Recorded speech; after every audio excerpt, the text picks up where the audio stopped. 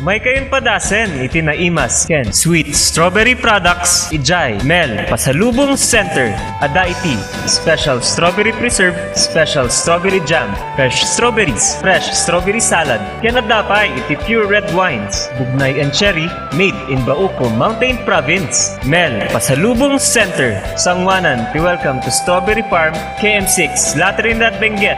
Ijay lang last gate of Benguet State University. Mabalin pa'y nga agpa-deliver. Ag-text when tumawag lang 0938-627-9392. Ken 0956-419-7704. Mel, Pasalubong Center.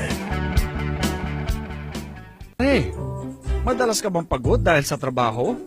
Baka naman wala ka ng oras para sa labing-labing kay misis. Bakit di mo subukan ang Toro Capsule? Ito ay natural. May pinagsamang bitamina, mineral at herbal. Aprobado ng FDA. Hindi masakit sa ulo. Walang pamumula ng mata. At ang Toro Capsule ay pampatagal at pampalakas. Toro Capsule, tagal at lakas na di umatras.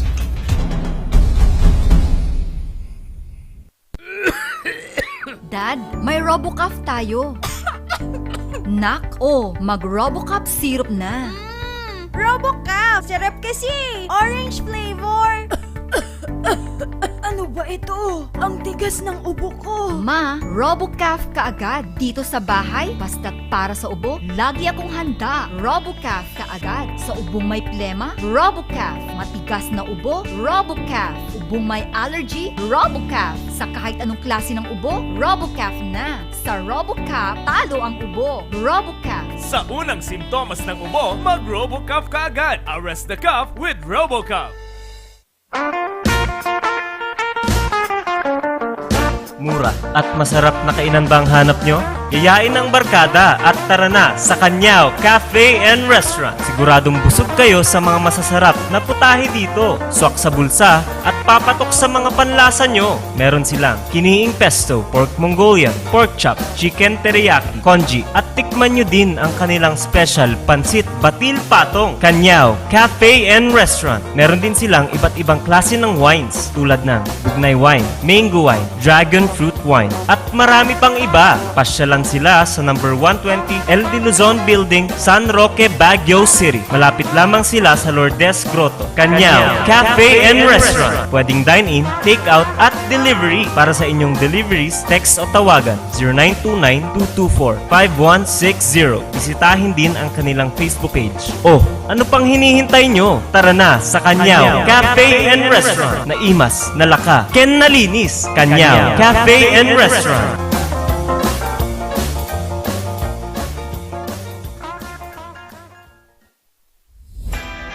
Nalaka, nga magatang ba ti masapul mo? Tara na sa Kurirang Enterprises. Dito matatagpuan ang kalidad, matibay at abot kayang presyo. Araw-araw ba namang sale dito sa Kurirang Enterprises?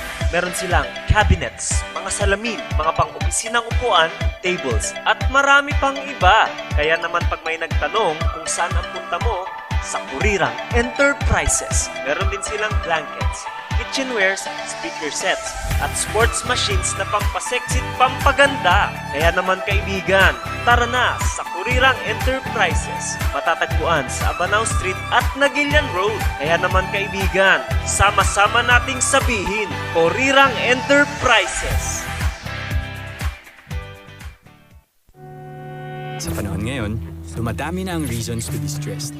Humihirap ang trabaho at lumalaki ang challenges. Kaya importante ang chill. Na kayang sabayan ang stress mo.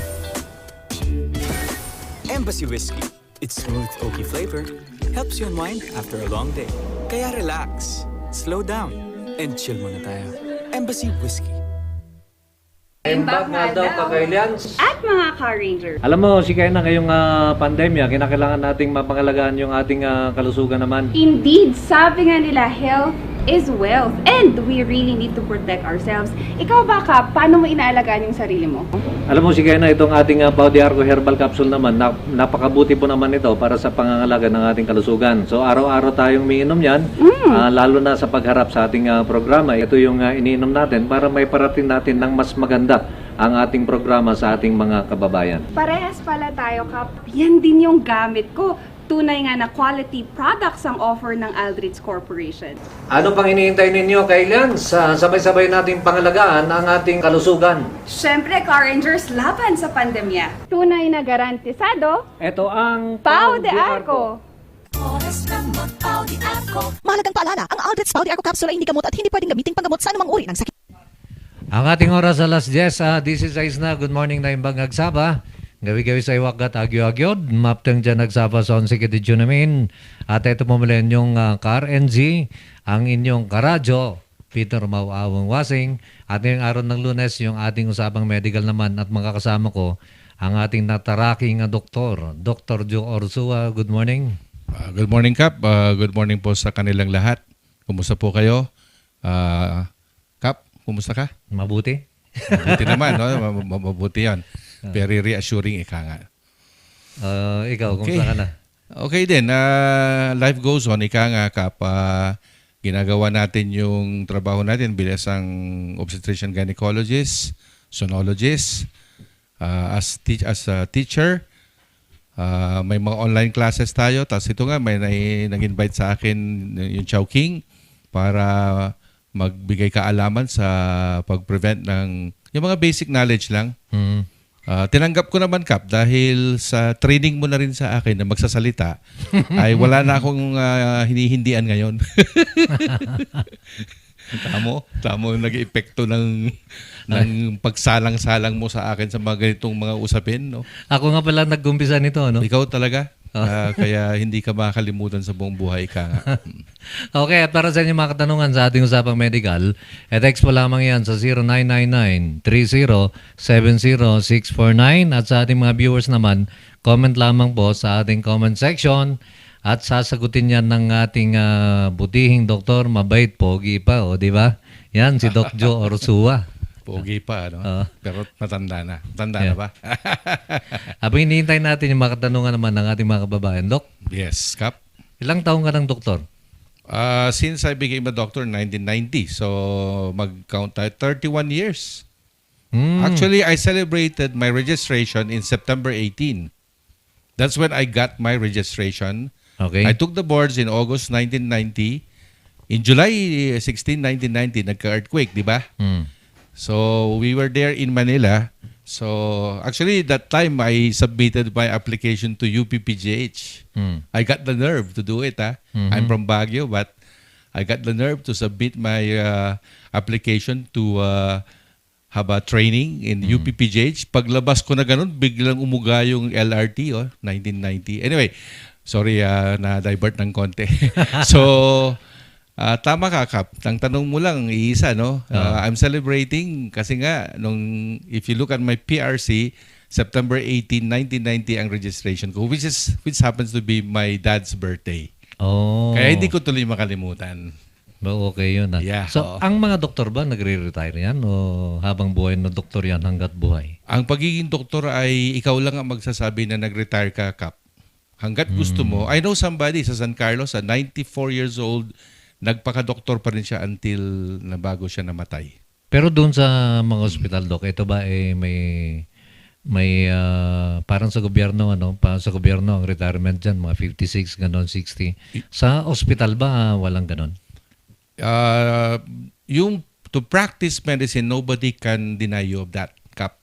It's a parang right yata ng doktor na hanggat kaya mo, sige lang. Kasi nandyan yung mga pasyente. Pero yung retired ka sa mga position, Kap. Ano ba, meron kang item sa gobyerno, they will retire you. Kasi to give chance to others.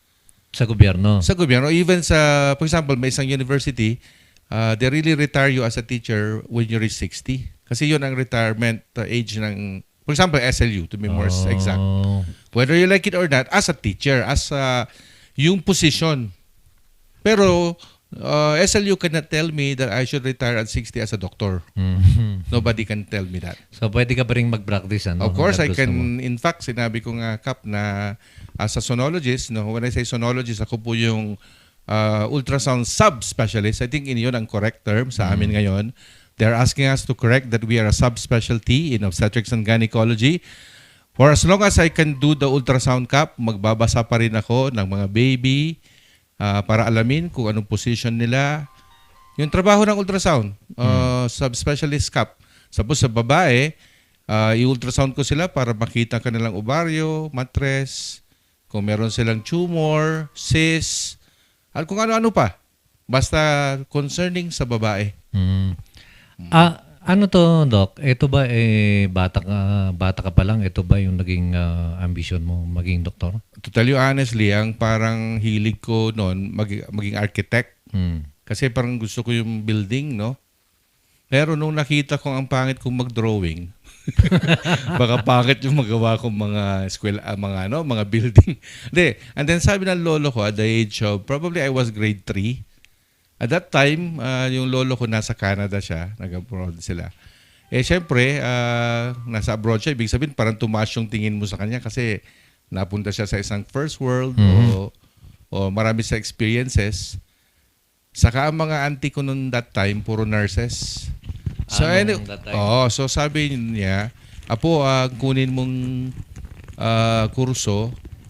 Kasi yung lolo ko, close ako no? Kung ano-ano mga sinasabi nga ng lolo ko tulad nung isa, ito nga, ang kunin mong kurso ay medisina. Tapos kung mag-aasawa ka, Haponesa. Yung mga pinagsasabi niya, ewan ko pa bakit ganun ang mga sinabi niya, no, sa pag-aasawa. Pero anyway, hindi natupad yung Haponesa, pero yung pagiging doktor natupad. Kap, Pero ang napangasawa mo, Koreana? hindi naman. Ilocana pa nga So una ito, pagka gusto mong maging doktor, ano yung kukunin mo muna sa kolehiyo bago ka gumawa ng medicine? Pero bago ko sagutin yan, Kap, dahil nga dun sa nakaatang na weight na yon na sinabing maging doktor ka, magmula nun, ginalingan ko na. Ibig sabihin, hindi na ako naging delinquente kasi kailangan yung credentials mo maganda. Okay. Hanggang sa pagpunta sa college, kasi nga yung pagpunta sa college, Kap, baka kung hindi ka magaling sa baba, baka hindi ka rin matanggap sa mga pre-medical course. Nag-medtech pala ako, Kap, dati, BS Bio. So, I was 16 years old, pumunta ako ng Baguio City for the first time in SLU, kasi dyan, pinili ko talaga yung SLU kahit na nag-exam ako sa UP, halimbawa, no? Ang pinag-examan ko UP, UST at SLU lang, no? Pero pinili ko by choice. I want to live in Baguio. At syempre, ang the best na eskwelahan sa Baguio, SLU, syempre, no? I mean, yun ang pananaw ko. So, natapos ako ng medtech dyan. Kasi medtech ang kinuha ko, tapos nag-board exam ako. Tapos, pinagpatuloy ko yung pagdodoktor sa SLU pa rin. Ano to? Parang... Doon ka ba rin? Parang ano ka pa? Para ako yung na-interrogate ngayon araw na to. This is a surprise. Hindi kasi, alam mo, Doc, maganda rin pag-usapan Yeah. Paano ka maging doktor, paano. Kasi sa ating mga listeners, sa ating mga viewers naman, baka naman merong gustong maging doktor din. Ay, marami. Katulad mo. Oo, kasi, alam mo, nagtuturo ako ngayon, ma-divert ko ulit ako ng konti. Alam mo, napag-alaman ko na itong dahil sa pandemic, ang daming na-encourage ng mga tao na not necessarily na ang pre-med ay medical. Okay. May mga broadcaster pa nga May mga may engineers. Mga engineers akong estudyante ngayon, no? Chemical engineers so far kasi kinikilala ko sila. Pinasubmit ko sila ng video of themselves. Very innovative din yung approach ko sa pagtuturo. Anyway, tuloy ko lang. Nag-medtech ako, tapos tinuloy ko nga sa SLU. Tapos, so ikikwento ko na, Kap. Kahit Sige, hindi mo na kwento mo tinatanong. Kwento O mo na. hintayin ko muna yung tanong mo. Sige na, ikwento mo na. At mamaya, pagkatapos mo magkwento, babasahin ko na yung mga So i-end ko na. problema. Okay, nag-doktor, tapos nag-intern ako sa Maynila. Doon ako na-expose ng mga consultants na taga iba't ibang medical school. Hanggang sa ako'y pinagsabihan na maganda raw kung mag-UPPGH ako. Kaya nag 1 year ako ng UPPGH ng Emergency Medicine, Family Medicine. Pero tawag ng tawag yung SLU dahil gusto nila magkaroon ng OB-Gynecology resident na male. Kasi dominated na ang OB-Gyne ng babae. Baka nakaka-alarma yung ganon. Hindi pwede, walang balance.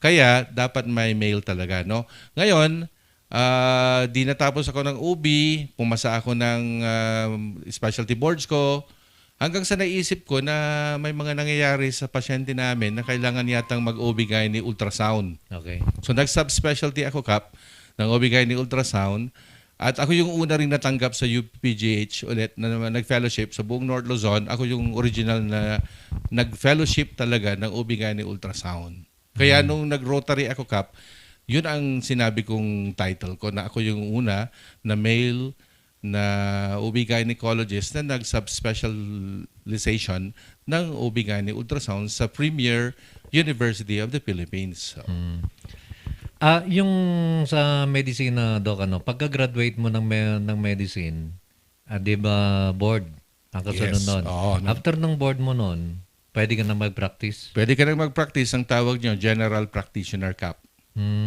Pwede ka na mag-doctor to the barrio kasi may lisensya ka na. Pwede ka magtayo ng sarili mong klinika. May karapatan ka ng tumingin ng pasyente. Pero yun nga lang, under general ka. Kasi hindi ka nag-training ng specialization. Alam mo, Kap, yung residency training na sinasabi, is pipili ka specialization. Halimbawa, kung gusto mo maging Philippine College of Physician ka, tulad ni Limpin, yung pinagalitan, si president ngayon ng PCP yan yung mga internist. Tapos yung surgeon, another year, yung iba 5 years yan. Ako OB 4 years eh. Kung gusto mo maging pediatrician, you go into a specialty para mag-alaga ng bata o ang specialization mo.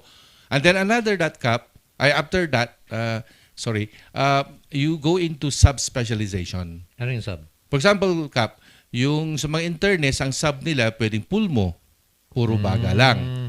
Yung ibang doktor na internist, puro bituka, yung gastroenterologist, yung tagasilip, yung mga colonoscopy. Halimbawa, yung heart lang, cardiology. Yung iba, neurology, mga ganon. Pero Si pwedeng subspecialization yan. Pero pwedeng wala yung mga sub, wala yung mga specialization. Nasa sayo yun. Decision mo yun, Kapitan. Kasi, syempre, you know the type of practice you want. At saka yung kung minsan yung you feel inadequate siguro. Halimbawa, may mga gusto kang tulungan talaga na specialista ka. Kasi nung nasubukan ko nag-family med, nag-rotate din ako sa lahat. Nag-opta ako, nag-ENT ako, nag-pedia ako, nag-surgery ako. Hanggang sa nakita ko yung sarili ko na ang hirap pala nito kasi lahat alam mo. Lahat alam mo. Nabanggit mo kanina, Doc, na pwede kang mag-general medicine na practice. Yes. Ano naman yung tinatawag nilang family doctor? Ayun. Family medicine. Yung general practitioner, pwede kong sabihin na hindi pa rin siya dumaan sa training. Pag sinabing family medicine, tulad nung ginawa ko, dumaan po sa training. May curriculum kang tinapos. Ang original na may mga ganyan kasi tulad ng UP, PGH, meron silang residency training ng family medicine. At yun ang tinake ko. Yun nga lang, hindi ko tinapos lang kasi nga tawag ng tawag ng SLU. Okay. Etong mga, kung gusto mo magkaroon ng specialization, pwede ba rito sa Baguio o kinakailangan pumunta ka pa ng Manila? Ngayon, kompleto na rin tayo dahil accredited na po yung mga Baguio hospitals po. You can just inquire to these different institutions. Hindi ka na lumayo, kompleto na po, saka accredited po sila. Kasi mostly pong mga nagtuturo din, mga graduate din ng Manila eh. Ng Manila. Oo. Okay. Mostly. Oo. Okay, bago tayo magbasa ng mga katanungan, Doc, gaano ba kalaki ang gagastusin kapag ikaw gustong mag-aral ng medisina? Noon parang naglag ako ng ginastos. Mura lang kasi ang tuition fee namin, Kap. 7,000 per semester. Pero ang SLU yun, no? nung unang panahon to, I'm talking about 1985 to 89 Kap, ano? Okay. So, para lang maikumpara. Naglag ako, ang parang sinabi ko, nung graduate ako noong 1989, parang ang nagastos namin $1 million. Noong 1989. Kasi, when I say $1 million, Kap, sorry, medyo makati yung ilong ko eh. Million yung 4 na taon. Kasi including yung dormitory fees ko, uniform, books, at saka yung mga project. Pero Kap, brace yourself, ngayon, tuition fee pa lang, baka yung 1 million a year na. A year. Nagtuturo ka ng medicine ngayon, di ba? So magkano ang tuition ngayon? Ang tuition fee, if I remember, kung tamang-tama ako, 110K, may mga 160 kasi sa Maynila to 200 eh. Per semester? Per semester. Kaya tuition fee pa lang, 500,000 ka na a year. Plus idagdag mo yung living allowance, books, mahal ang books, uniform, 1 million more or less a year. Ang isang taon? Ang isang taon. More or less yan ha. So, conservative estimate. Hanggang sa mag-board ka, kinakilaan mo 5 ng at least million 5 siguro. million, ano? Oo. So to be a doctor, ang tagal-tagal, ang mahal-mahal, kaya huwag niyong patayin yung mga doktor. Kasi ang hirap maging doktor. Mahirap palitan ang doktor, pero ang politiko pwedeng palitan. Ang doktor hindi. Kasi hindi ho naghirap po ang mga yan. Sorry but nabasa ko lang yan sa Facebook. At sabay, hindi, okay lang naman para may share din natin. Hindi, yung mga, di ba, politiko, yung mga, well, indifference, kapitan ka kasi Kap kasi, di ba, natapos rin yung pagiging kapitan mo, pero syempre, nandito ka na. Ibig sabihin, natatapos din ang buhay, hindi yung buhay pala, kasi buhay ka pa eh. Natatapos yung pagiging servant. Yung sa doktor, pero hindi. ang doktor, hindi kasi natatapos. Kasi, it's a lifelong process. It's a lifelong dedication. It's a lifelong vocation. Ikaw, sabihin ka, magkapitan ka ba ulit? Magra-run ka sa 2022? Hindi na. Ibig sabihin, hindi ka na makakompel kasi mas kailangan ka na rin siguro dito sa natagpuan mong bagong bago mong ginagawa o trabaho. At nakita mong mas masaya ka siguro, mas healthy ka, mas sabihin na natin hindi ka stress. Well, stressful yata ang maging Ang maganda sa trabahong ito, Doc, para ka lang nag-enjoy ka lang ba? Enjoy lang, So, sabi nga nila, kung ini-enjoy mo yung ginagawa mo, parang kang hindi nagtatrabaho. Kaya nga Kap, enjoy ko eh. Kaya ako every morning papakita dito eh. Ay, hindi pala every morning. Kung may kukuha sa akin na every morning, pero hindi ko pa rin kaya kasi nagdo-doktor pa rin. Okay? Yeah. At binabati natin yung ating mga viewers naman. Nandyan si Jenny Bangs. Maraming salamat, Jenny. Andyan din si Ma'am Christy Paleng. Nice morning, Kap. Have a blessed day. Sige, etong ating mga listeners, nandito na sila. Okay. Galing kay 77 Morning Sir Kap. Ask ko lang po kung sino yung announcer ng morning slot. Ay, hindi pa medical to. 7 to 8 po. Girl or boy ba siya? Anong po name niya? Thank you po. Hindi ko alam kung sino announcer yun. Dito. Saan ang tinutukoy nila? No? Saan ba yun? Saan istasyon ba yun? Baka naman si Baka yung sinusundan natin. Ano ba yung sinusundan natin? Pero pagdating po sa umaga, wala pong babae. Magmula alas 4 ng madaling araw hanggang makarating sa atin, wala po tayong babae. Pero nakakasama natin sila Ma'am Cynthia dito sa ating mga sabang medical. Pero doon sa mga sinusundan natin, wala akong alam na babae. Ito, galing naman ito kay 95 Kapat Gas para sana sa experiments. Para maganda kung bago mag-inject ng vaccine po, ay mag-test muna kung gaano kataas ang ating mga antibodies at magpa-test din sana after vaccination para malaman natin kung gumagana ang vaccine sa ating katawan. Hindi kaya may namamatay dahil sa COVID kahit tapos ng vaccine nila po ay dahil hindi nag-work yung vaccine sa kanilang katawan. Tama po yung mga sinabi nyo po, yung nagsalita ng gano'n para may konti silang knowledge talaga. Ideal po yun, nung before and after. Pero ang pananaw kasi ng karamihan din na parang magastos kasi kung lahat ay gagawan mo muna ng before and after vaccination. Pero tama kayo, dapat documentation kasi ang tawag doon. No? In fact, alam mo, ang galing nung tumawag, nagpa-dokumento ako nung Sabado, kinunan ako ng dugo sa High Precision. Pero hindi pa tumawag si Ma'am Cathy kung anong resulta ko. At you know what? Kung anong pinatest ko, pinatest ko yung sarili ko kung gaano kadami yung titer ko, antibodies, na nabuo ng katawan ko. dahil sa pagpabakuna, no? Hindi dahil sa ako'y nagkasakit. Although may kilala ako na hindi naman binakunahan, hindi rin siya nagkasakit apparently, pero nag-positive siya sa antibody test against COVID-19.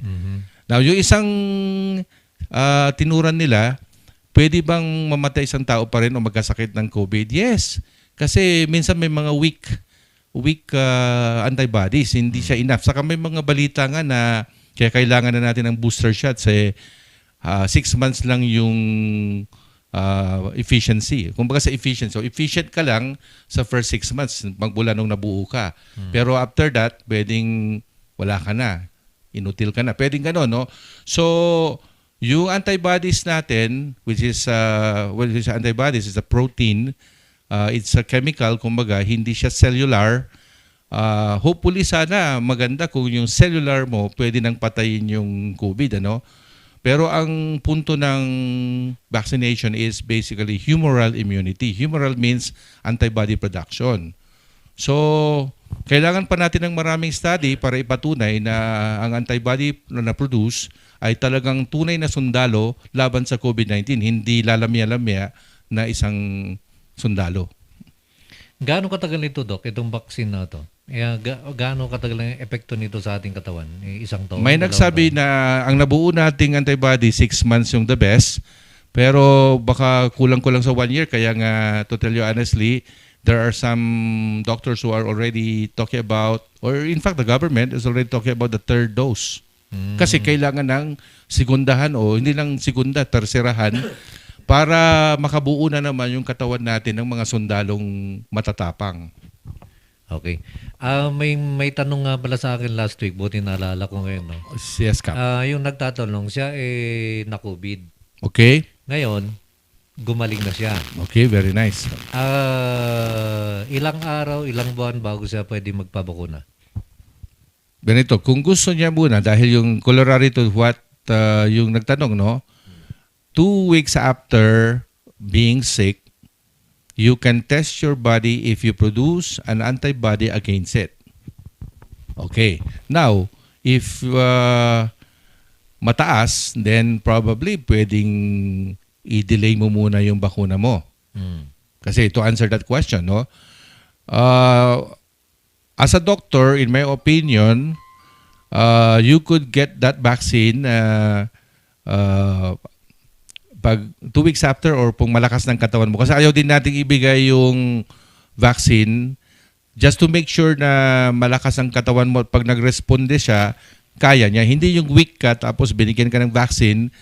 What are you talking about? Weak mga yung makina binibigyan mo na ng trigger. So, magpalakas muna. Walang exact day. Sa tingin ko, wala exact day. Magpalakas muna. Magpalakas muna. Or yung iba naman, feeling nila malakas na in 2 weeks, di 2 weeks. Pwede na. Oo. Okay. At binabati rin natin si Ma'am Teresita de Guzman, ang dating kapitan naman dyan sa Barangay Pingat. Good morning, Kap Peter, and all listeners of Zay Radio. And kay Mercy Bascos, hello, good morning, Kap, and Dr. Orsua, watching you. Nice topic sa sharing sa pagiging doktor. Salamat po. Salamat po, ma'am. Kumusta po kayo dyan sa Pingat? Okay. Galing naman kay 39, good morning, Kap, and Doc Joe. Damag ko lang man ni Doc no manungal daw nga ikaro jay side effect na jay Pfizer nga COVID vaccine. Nagpabaksin na kiti September 16 katengga na tata nasakit ti ulok. So ano yung karo pag yung titigil na? O simula? 16 and today is 20. Kung ilang araw daw niyang ano ba Tagalog nung ikaro? Ilang araw niyang mararamdaman ito bago mawala. Yung, actually, baka naman may ano po kayo, wag niyo, parang ang traditional kasi na kung dahil sa vaccine, these are weekend kasi, no? So, hindi sila enough na magtagal. Siguro 24 hours to 2-3 days na most, siguro. Or the most siguro 5 days. Paano kung mabot ka na ng 2 linggo, ganun pa rin? Baka ikaw yung exception na nagkakasakit ka na dahil doon sa vaccine. Or baka na-COVID ka na ng tunay, pwede rin. Kasi habang pumunta ka doon sa vaccination site, may nakausap ka doon at nabigyan ka ng tunay na virus, di mas matapang yung tunay kaysa yung vaccine. Yung vaccine kasi, hindi pa tatalab yun eh. Para pigilan yung nakuha mong virus nung naglalakad ka papunta dun sa vaccination site. Napansin ko nga, walang distancing sa... Kaya nga, ginamit ko vaccination example site, yun eh. Kasi, hey, pupunta ka lang dun para magbabakuna, pero for all you know, nakakuha ka ng tunay na virus. O di maganda rin siguro kasi kung malakas ang katawan mo, kaya mong supilin yan. Kasi 98% naman ang yung sabihin na natin na ang case fatality rate kasi, so opposite na lang, is 0.2%. Meaning, mamamatay yung out of 100, 2 mamamatay sa COVID. Sa case fatality rate. Yung 98, mabubuhay. Kaya huwag matakot magka-COVID siguro. OA na masyado eh. What I mean is, ganito yan eh, kung namatay ka, hindi naman necessarily COVID siguro. Kasi 2% lang eh. Kung namatay ka, baka may sakit ka pong comorbids ka na ikinamatay mo tulad ng, well, ideally pa-autopsy, no? Pero ngayon kasi bawal yatang pati autopsy, medyo kinikremate ka agad, ano? Pagka COVID ka, oo.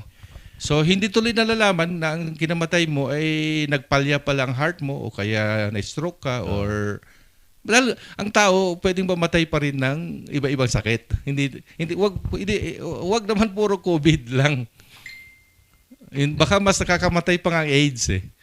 Ino-OA masyado natin yung COVID. Maraming taong may AIDS, baka namatay sa AIDS. Baka lang, ano? Yung dengue. Dengue rin. Delikado yan. Wala rin gamot kasi dahil virus din yan. Pero sa totoo lang, ang dengue, kung naalagaan ka rin, hindi ka mamamatay kasi walang gamot pero inalagaan ka, pinigilan yung bleeding, binigyan ka ng platelets kung bumababa, o di gamot, nagamot ka. Yung STD, nakakamatay ba? Hindi nakamamatay. Hindi nakamamatay pero nakaka-deform o kaya nakakabaog. Okay. Eto, galing kay Ma'am Teresita de Guzman. Doc, where is your clinic po for me to share to friends who needs online check-up? Maraming salamat po. Meron ba kayong online? May yung online namin personal po sa pwede naman sa Messenger, i-friend nyo ako ganun kasi tumatanggap naman ako ng ganun para may semi face to face. Parang yung ginagawa natin. Pwedeng ngayon, halimbawa ngayon, magpa-check up na kayo, pwede. Pero nga lang on air, no?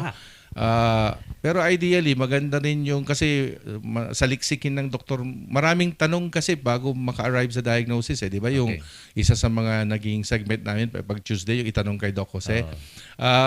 So, mas mabuting nakikita rin kasi nasa size yung physical exam yun, no? Ang physical exam kasi not necessarily nalalapitan kita at hawakan.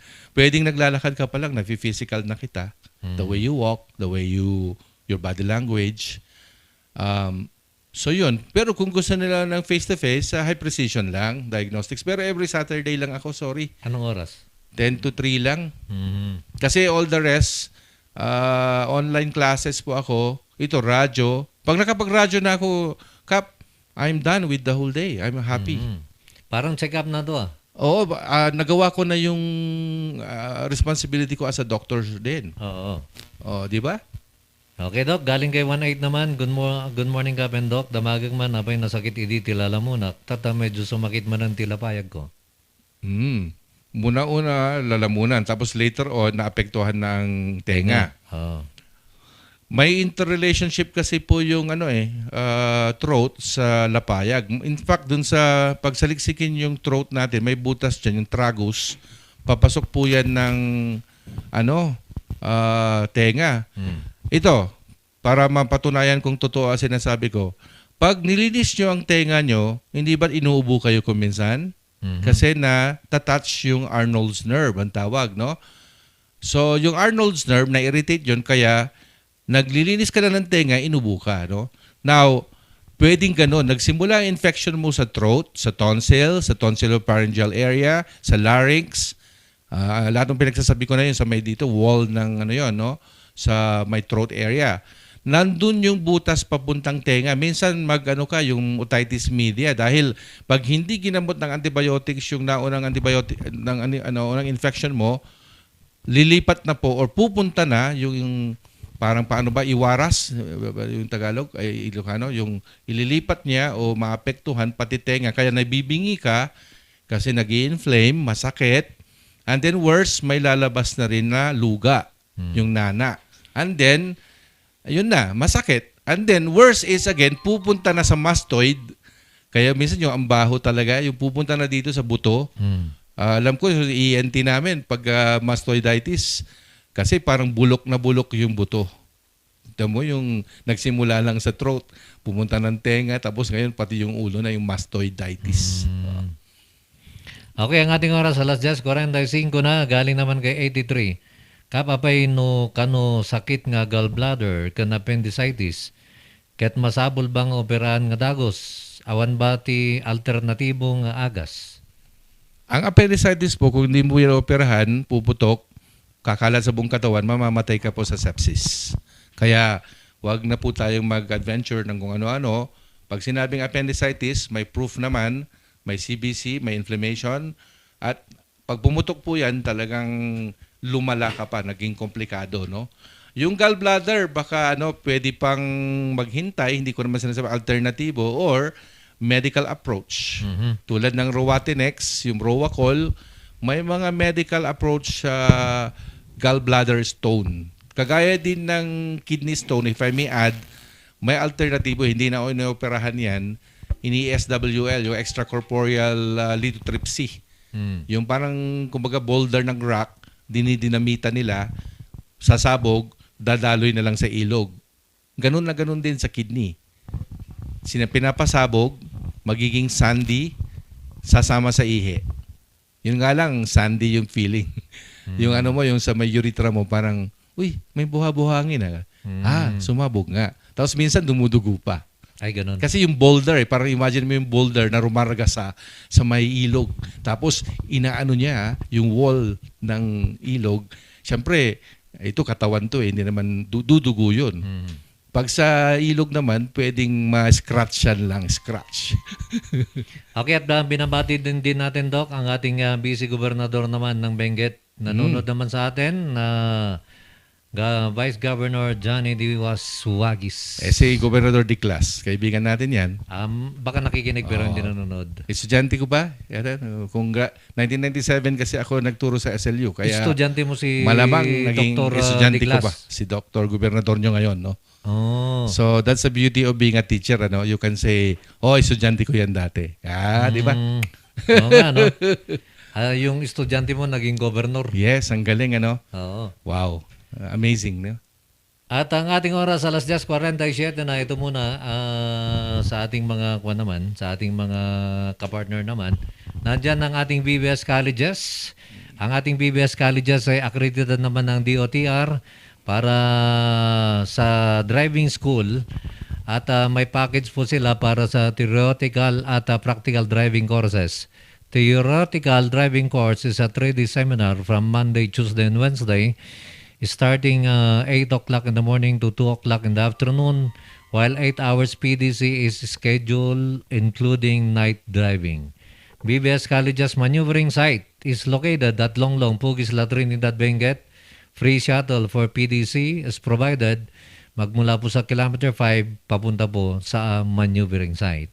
At ang kanilang mga driving vehicles, nandyan ang 2020 Toyota Innova na manual, nandyan din ang 2018 na Toyota Fortuner. At yung kanilang package fees naman, para sa motorsiklo, 6,000. At para sa mga four-wheel vehicles, 8,000. Para sa mga karagdagang detalye, pasyalan po ang kanilang registrar sa kilometer 5 La Trinidad, Benguet, or tawagan sa kanilang telepono 422-4992 o di kaya sa 0908-866-5299. Okay? At siyempre, nandyan din, Doc, ang ating tagpuan sa Baguio, doon sa may Albergo Hotel, kung saan hindi tayo natuloy dahil sarado nung nagpunta tayo. Naglilinis sila noon, Pero ang ating tagpuan sa Baguio, matatagpuan naman dyan sa may Albergo Hotel, malapit dyan sa Mansion House at dyan sa may Wright Park. Tagpuan, matatagpuan. Ang ganda, no? Oo, tagpuan, matatagpuan. At yung ating Kurirang Enterprises na matatagpuan dyan sa may Nagilan Road at Abanao Street, marami pong bagong dating na mga stocks nila galing po sa ibang bansa. So pasyalan po sila dahil marami pong mapagpipilian, marami pong stock sa ngayon. Okay, Doc? Yan po ang ating mga partners naman sa ating mga programa. Dami mong partners, Kap. At ang daming nagte-text din dito. Oh. Galing Kaya pala, kay... parang ano, Ha? tumutunog eh. Tumutunog palagi. Oo. Kunanamot ni 68, good morning Kap and Doc, dama kuman. Morning. Apay nga tang white color, titangko, kan dati crack na. Yun daw kanyang dila, white ang kulay, tapos may crack-crack. Normal po ba, Hindi naman Doc? siguro crack yun, no? Kasi kahit ibras ko ng ibras, hindi totally nawawala yung white color po and rough po siya. Sa Rough totoo daw lang, siya. medyo yan ang hindi namin inaral masyado. Pero ang pagkaintindi natin sa physiology ng anatomy ng tongue, syempre may mga sides yan, ano? Binabrush nyo naman eh. Siguro, kung ikumpara nyo sa tongue ko, white din naman saka yung nga lang walang crack. Hindi, yung crack, akala mo lang crack yun. Parang kasi, nagkakaroon ng mga fissures. Kasi siguro kumakapal, siguro nag-hypertrophy sila. I'm talking medical talaga. Hindi, ibig sabihin, baka nag-react sila dahil baka one time siguro na burn yung kanilang taste buds tapos nag-regenerate. Alam niyo ba yan, isang parte ng katawan na kaya mag-regenerate? Ang utak hindi kaya mag-regenerate, kaya may Alzheimer's, may dementia, no? Pero ang tongue, ang taste natin, nare-restore, no? Ibig sabihin, kung na-burn yan ng kape na mainit o sabaw, inaslurp mo kaagad yung ramen na ganyan, o kaya yung bulalo, excited ka, na-burn, magre-react yung tongue natin. Pero what is important is the taste. Yung capacity to not losing your taste. Wait, losing one's taste? May taste ka, ano? Delikado pagka wala kang taste. Taste. Oo. Wala kang taste kasi. Either na COVID ka na o tingnan mo lang yung asawa mo. May taste ka ba? Biro lang Ito, paalala naman, no? May tinext dito. Mayroon daw open vaccination sa University of Baguio. A1 to A5. Wow. No stab needed. Ang available na vaccine, AstraZeneca. Nice. Oh. So sa mga gustong magpabaksin, wala na akong kailangan na stab. Ang galing yan. Ito ay para sa A1 to A5. Punta na po kayo Punta sa lang kayo. University of Baguio. Oh. At nang magpabaksin na kayo. Ang galing, ano? Sige, samantalahin nyo po para magkaroon na tayo ng herd immunity. That's how we can achieve herd immunity. Dapat nga 80% of the total population should be vaccinated. Kung pwede nga Yung lang. 20% siguro nagkasakit tapos nabuhay, o di herd immunity din yon. Oo. Galing naman ito kay 93. Good morning ka, Doc. Kanya ti possible nga reason. Hanak ka makaturog nga dagos ta nagaduti tots nga sumsumrat dito na panunot ko. No giddak ore kahit konti maturog kathaan nga makikooperate ti brain cells ko. Yeah, I understand, no? Minsan sa ating anxiety, being anxious, being a little affected psychologically, maapektuhan talaga yung ating sleep. Although, ang natural process ng sleep, kailan madilim para mag-produce na ng melatonin, yung katawan natin. Kung mahirapang, pero part yun, yung palaisip, no? Pero let's say gawin mo yung mag-exercise ka ng konti, huwag kumain o uminom ng mga stimulants, huwag uminom ng soda, huwag uminom ng caffeine or caffeinated drinks. I hope you understand, alam nila yung caffeinated drinks, no? Coffee, tea, even colas, no? Mountain Dew is not cola, pero it was basahin nyo yung yung ingredients, taas ng caffeine yan. So wag ko kayong i-relax nyo yung mind nyo, mag-meditate kayo, stay in a dark place para magsimula na po kayong matulog. Now kung hindi pa rin nga, baka dapat kayong tulungan sa aspeto ng yung natural way is pwede kang bigyan ng anxiolytic. Go and consult, go and see a family med or a psychiatrist, why not?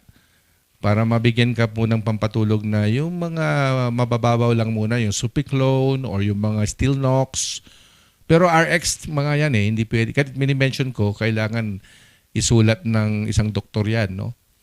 And then yung melatonin, natural way. Yun. Galing naman ito kay 738. Good morning, Kap and Doc. Pang 8 days na pong may sakit. On and off po ang fever. 38.4 temperature po niya ngayon. Symptoms ba ito ng dengue fever na ito, Doc? Kung matataas po tapos nose bleeding na, and then wala siyang ubot-sibon, in other words, wala siyang other focus of infection, it's possible po na dengue is one of the differential diagnosis. Typhoid fever is also another differential diagnosis for fever. Malaria also is another diagnosis.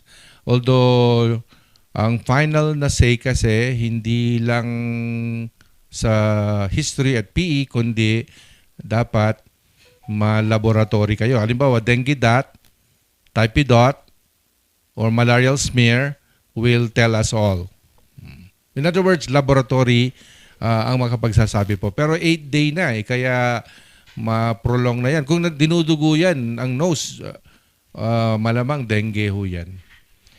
Galing naman ito kay 27. Good morning, Kap and Doc. Tanong ko nga kay Doc, yung bang Plendil 5 milligrams para sa diabetic? Thank you po. Ang Plendil po sa pagkakalam ko ay isa siyang antihypertensive. So, pambababa ng blood pressure. ang Plendil. Ang Plendil, From what? That is hindi generic yan yata eh. Naalala ko kasi nung nag-family med ako, isa yan sa mga gamot na sinasabihan, siyempre sasabihin ng pasyente sa amin, Doc, nag-Plendil po ako, ganyan. Kaya naalala ko lang, no? Pero of course, after that, hindi na ako, nag-ubi na ako, so hindi ako gagamit ng gamot na bawal sa buntis, no? Okay.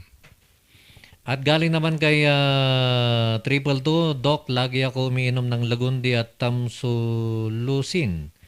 Yan ang prescribe ng doktor noon pa, 1 year ago.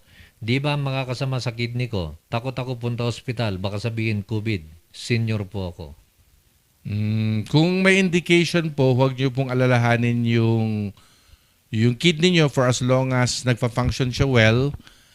Ang mas makakasama sa kidney yung pagiging diabetic. Huwag niyo pong isipin na for as long as the drug is being taken as prescribed as prescribed by your doctor and you're taking them. Saka yung pong Lagundi ba yung sinabi nyo, natural po yan, hindi yan makakasama masyado. Generally, hindi po makakasama kung tama ang paggamit. Okay, at ang ating oras alas 10:57 na. Break lang muna tayo, Doc. Okay. At medyo gusto kong punta sa CR kasi. Okay. Kaya kinakailangan kong ilabas ito. Opo. So, sa lahat ng ating mga listeners, mga viewers, dyan lamang po kayo. Huwag kayong alis. Magbabalik po kami Mag-isip na kayo kagad. ng mga itatanong nyo kay Kap. Marami nga to. Baka hindi ganun natin ba? matapos. Hindi, bali, medyo overtime yata tayo Okay Sige, lang. Kap, baka ihira. Overtime tayo at wala si Atty. Ed ngayon. Sige. Okay, sige. Dyan lamang po kayo. Babalik kami kagad. Bakaran lamang ng ilang paalala. Ako na. May kayong padasen, itinaimas, Ken, Sweet Strawberry Products, Ijay, Mel, Pasalubong Center, Adaiti, Special Strawberry Preserve, Special Strawberry Jam, Fresh Strawberries, Fresh Strawberry Salad, Canadapay, iti Pure Red Wines, Bugnay and Cherry, made in Bauco, Mountain Province, Mel, Pasalubong Center, Sangwanan, welcome to Strawberry Farm, KM6, Lateran at Benguet, Ijay lang last gate of Benguet State University, Mabalintay nga agpa-deliver. Ag-text when tumawag lang 0938-627-9392. Ken 0956-419-7704. Mel, Pasalubong Center.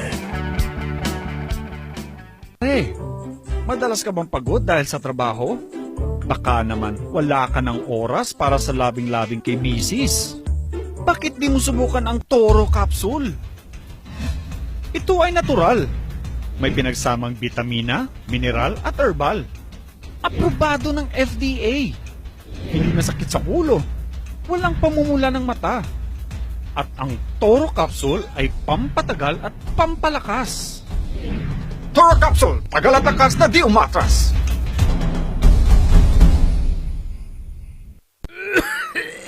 Dad, may RoboCaf tayo. Nak, mag-RoboCaf syrup na. RoboCaf! Sarap kasi! Orange flavor! Ano ba ito? Ang tigas ng ubo ko. Ma, RoboCaf kaagad. Dito sa bahay, basta't para sa ubo, lagi akong handa. RoboCaf kaagad. Sa ubong may plema, RoboCaf. Matigas na ubo, RoboCaf. Ubong may allergy, RoboCaf. Sa kahit anong klase ng ubo, RoboCaf na. Sa RoboCaf, talo ang ubo. RoboCaf. Sa unang simptomas ng ubo, mag-RoboCaf ka agad. Arrest the cough with RoboCaf. Mura at masarap na kainan ba ang hanap nyo? Yayain ang barkada at tara na sa Kanyao Cafe and Restaurant. Siguradong busog kayo sa mga masasarap na putahe dito. Swak sa bulsa at papatok sa mga panlasa nyo. Meron silang kiniing pesto, pork Mongolian, pork chop, chicken teriyaki, congee at tikman nyo din ang kanilang special pansit batil patong. Kanyao Cafe and Restaurant. Meron din silang iba't ibang klase ng wines tulad ng bugnay wine, mango wine, dragon fruit wine at marami pang iba. Pasyalan sila sa number 120 El de Luzon Building, San Roque, Baguio City. Malapit lamang sila sa Lourdes Grotto. Kanyao Cafe and Restaurant. Pwedeng dine-in, take-out at delivery. Para sa inyong deliveries, text o tawagan 0929-224-5160. Bisitahin din ang kanilang Facebook page. Oh, ano pang hinihintay nyo? Tara na sa Kanyao Cafe and Restaurant. Naimas, nalaka, ken nalinis. Kanyao Cafe and Restaurant.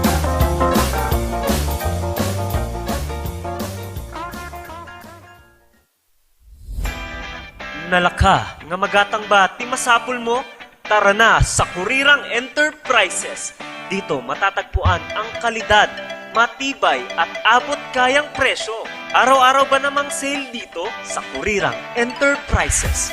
Meron silang cabinets, mga salamin, mga pang-opisinang upuan, tables, at marami pang iba.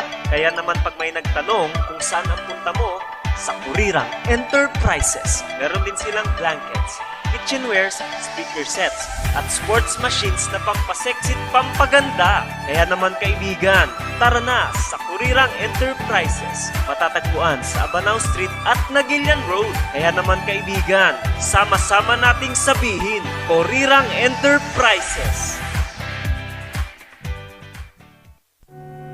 Sa panahon ngayon, dumadami na ang reasons to be stressed.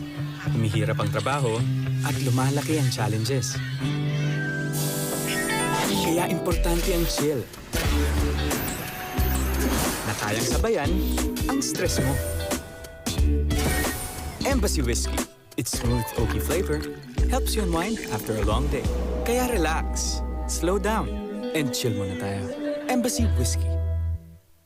Imbag nga daw kakailians. At mga Car Rangers. Alam mo, si Kaya na ngayong pandemya, kinakailangan nating mapangalagaan yung ating kalusugan naman. Indeed, sabi nga nila, health is wealth. And we really need to protect ourselves. Ikaw ba ka, paano mo inaalagaan yung sarili mo?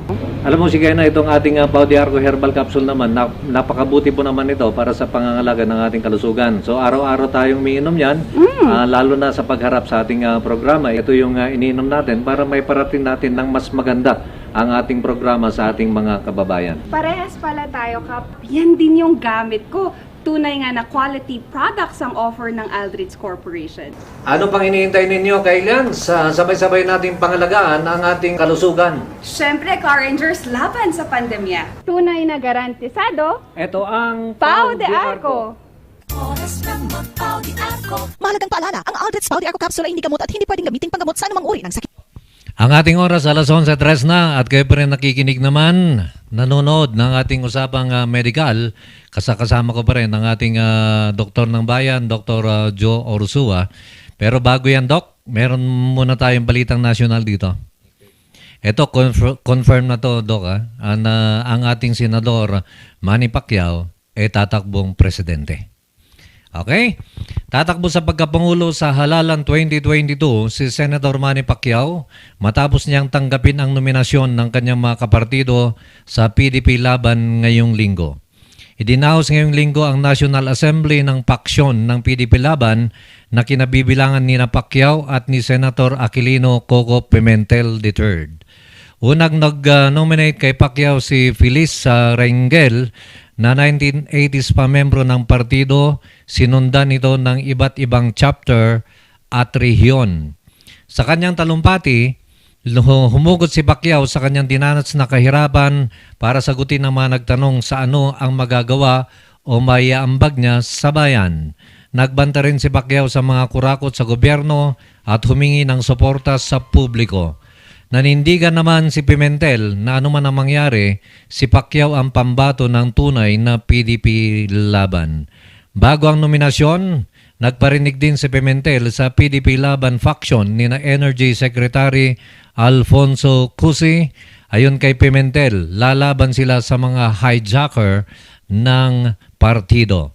Napagkasunduan din sa pulong na hayaan si Pacquiao na mamili ng kanyang makakatandem o magiging vice presidential candidate.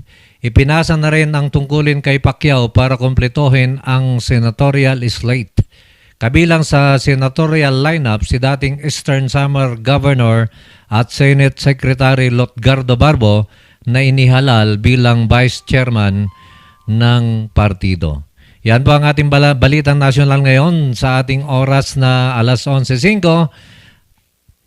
At yan, Doc, confirm na si Senator Manny Pacquiao tatakbong presidente. Okay?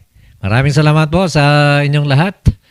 At tuloy sa ating pagbasa naman ng ating mga text para sa katanungan nyo naman sa ating Doktor ng Bayan, Dr. Joe Orsua. Galing kay 222. Nabasa ko na pala yung Doc. Kay 64 naman. Ano bang ibig sabihin na sakit kung ang iyong saliva coming out from your mouth ay medyo maasim? Maasim, no? Although hindi yan traditional din, but pag sinabing maasim, tumataas siguro yung hydrochloric acid, may reflux ka. Kasi pag mapait, reflux din kasi yung laman ng bituka mo, yung stomach mo ay bumabalik. Ay parang reflux ang term talaga natin, refluxing, no. So GERD ang sakit mo. GERD. Ano yung Pero it has to be gastroesophageal reflux disease. Parang dito kasi sa pagtitingnan mo yung anatomy, ito yung esophagus na nakakonekta dito sa ating mouth, passing through the dalawa kasi ang butas diyan, yung isa papasok sa airway, bronchus, tapos nandiyan alongside is your esophagus. Okay. Doon dapat papasok yung pagkain, tapos pwedeng yung pagkain nahulog doon along with the acid nagbumaliktad kasi laway so gastro, no. Kaya kung minsan yung yung bigla kang inubo, may mali ang napasukan nung tubig o yung kinain mo, pumunta doon sa airway. Airway means bronchus, and then maghiwalay siya into two airways na naman, no? So kapares din ng katanungan ni SP naman. Sabi niya, good day po Doc. NCAP. Tanong ko kay Doktor, bakit po ako naglalaway ng maasim lalo po sa umaga? Kaya dura po ako ng dura. Salamat po. At Glendale is watching. Maraming salamat, Glenn. Yung although hindi traditional way, hindi yan sinabi sa medical school. So sinasabi ko lang na kasi kung titingnan mo ang ating pH ng laway, no? Ang laway kasi natin may mga enzymes yan, no? Pwedeng maasim kasi kung umaga, pwede mong sabihin hindi kayo nag-produce ka ng mga bacterial products, no? Kasi habang natutulog tayo, nag-multiply yung mga bacteria, yung natural flora. Pag sinabing bacteria naman, hindi lahat ng bacteria masama. Okay. May harmless din.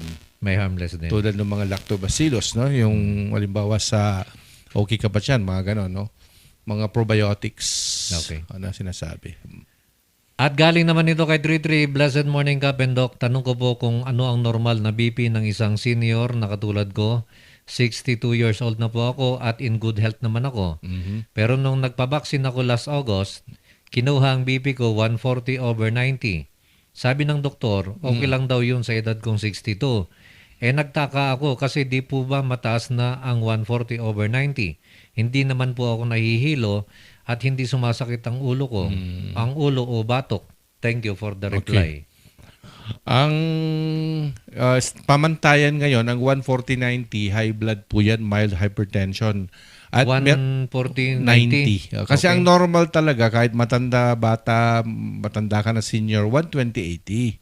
Walang Hindi, wala hindi sa edad. Hindi, I'm sorry to say, pero pwedeng ine-expect lang, no, ganito yan, ine-expect nung ibang doktor na pag medyo nasa edad ka na, papalo ka sa 140/90. Pero ang point of view ko naman, sa international standard, abnormal po yon. Kaya dyan nasisira yung kidney natin pag napabayaan ka na 140/90 palagi. Kaya dapat kalmahin ka or gumamit na rin ng mga yung protocol, meaning huwag mahilig sa maalat, mag-exercise, relax lang para kasi yung 140/90 konti na lang na ano mo itataas na po yan eh. Di pwede kang may stroke pa rin. Kaya di ba sabihin, ang ganda naman ng BP niya na. Pero isang araw, inatake sa puso. Bakit? Bakit ganun? Hindi mo pwedeng sabihin, biglang tumaas. Or biglang, kung inatake sa puso, biglang bumara, nabarahan. Kasi bara pag atake sa puso Pero pag sa stroke, yun, bara din yung na-stroke, ang worst would be yung pumutok. Kasi yung pumutok naman, mahirap pong isawata yun Alam mo, pumutok yung aneurysm mo. Pero, bakit pumutok? Kasi mataas ang BP mo. Tapos yung makipot ang daanan, tataas din ang BP. Kaya yung 140/90, sa akin, simulan nyo sa low salt, low fat, exercise. But if you cannot do it, get the lowest antihypertensive. Kapag ka, Doc, ba mataas ang BP mo, nagpunta ka sa vaccination site at nakita nila mataas, pwede ka pa bang i-vaccine? Basta may ceiling sila, hindi tataas ng 180 over 110, 120, mga ganon. Minsan discretion din nila Kasi, syempre mataas po yun, no? Masyado lang kasi tayong maingat. Nagiging maingat tayo. Saka the fact na mataas, although alam natin na nung napagod ka, pumunta ka doon, naglakad ka, or may konti kasing maapektuhan yung BP mo dahil pwedeng ninenervyos ang tao sa injection, bakuna. At saka hype na hype kasi ang ang vaccination, kaya pwedeng ang tao affected Naha-hype din siya. Ano bang hype? Hyper. Yan ang ibig sabihin lang, no? Naha-hyper kasi hinhyper nila yung impormasyon ng bakuna. Okay.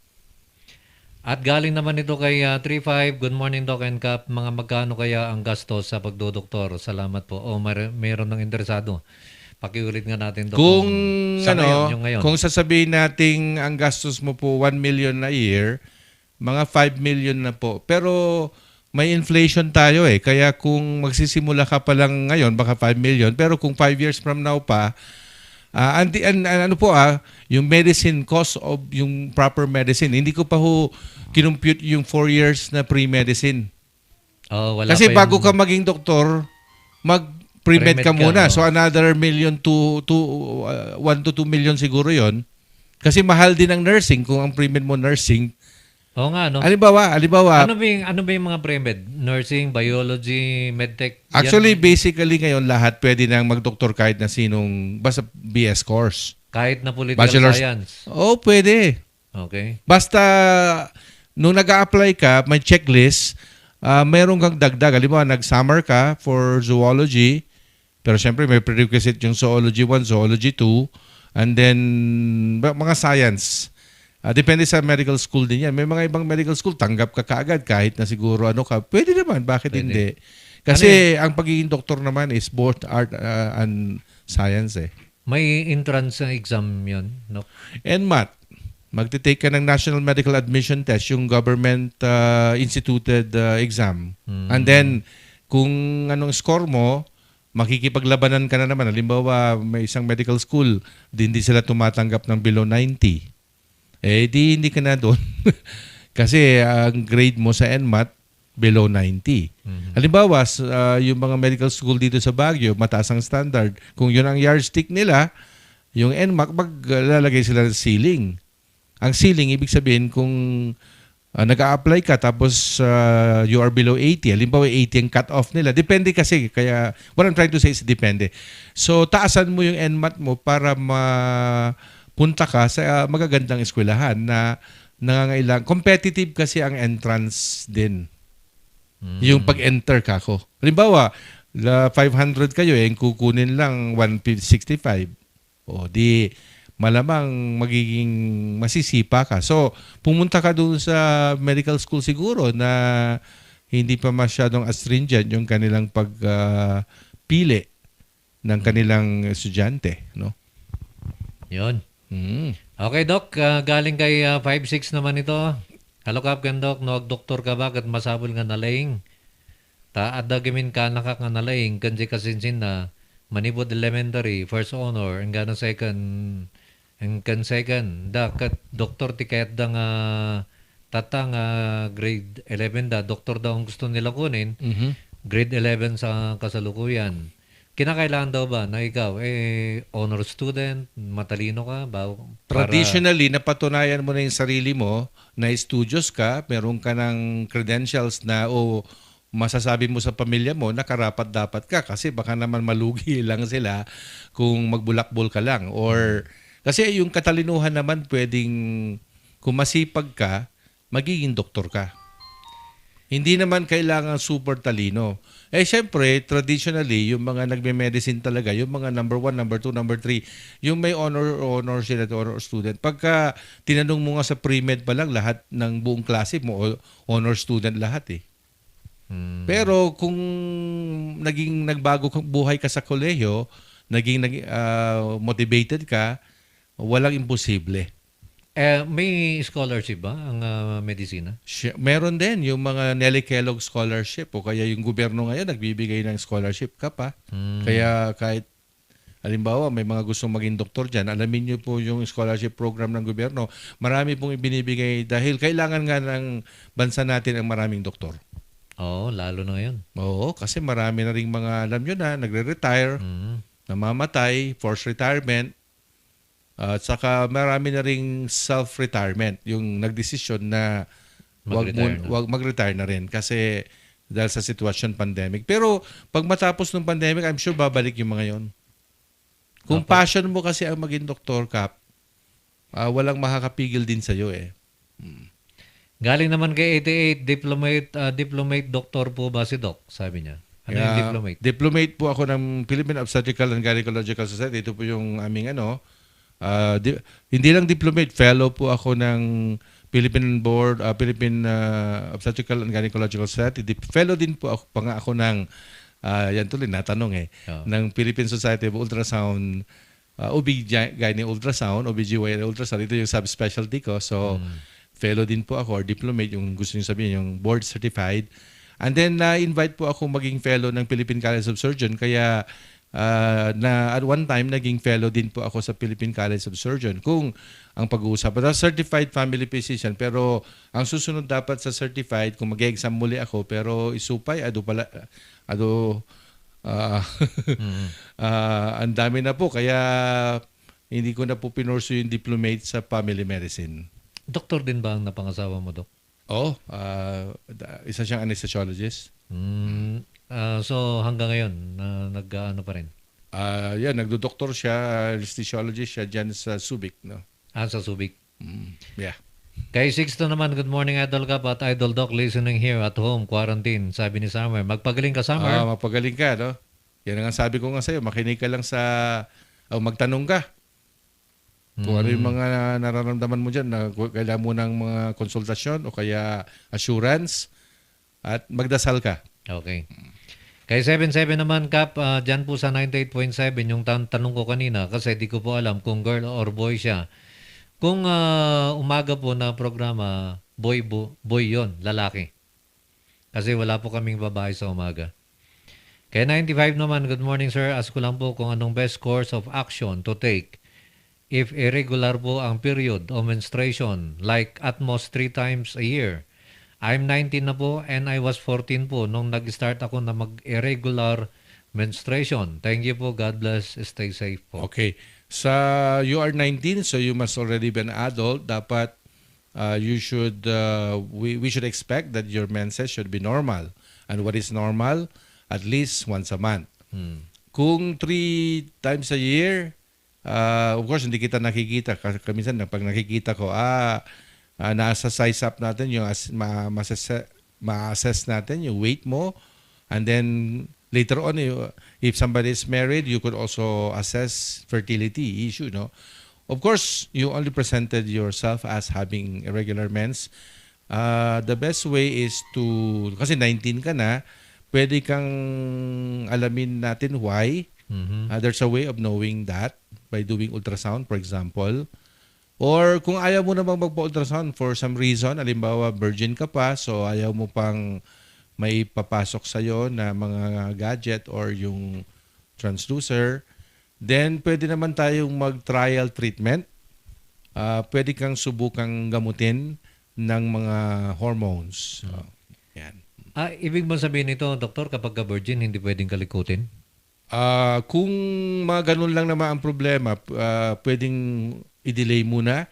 Kasi, pero kung emergency, wala nang makakahindi sa doktor para examining mabuti ang doktor, yung pasyente. Masisira ba yung pagka-virginity?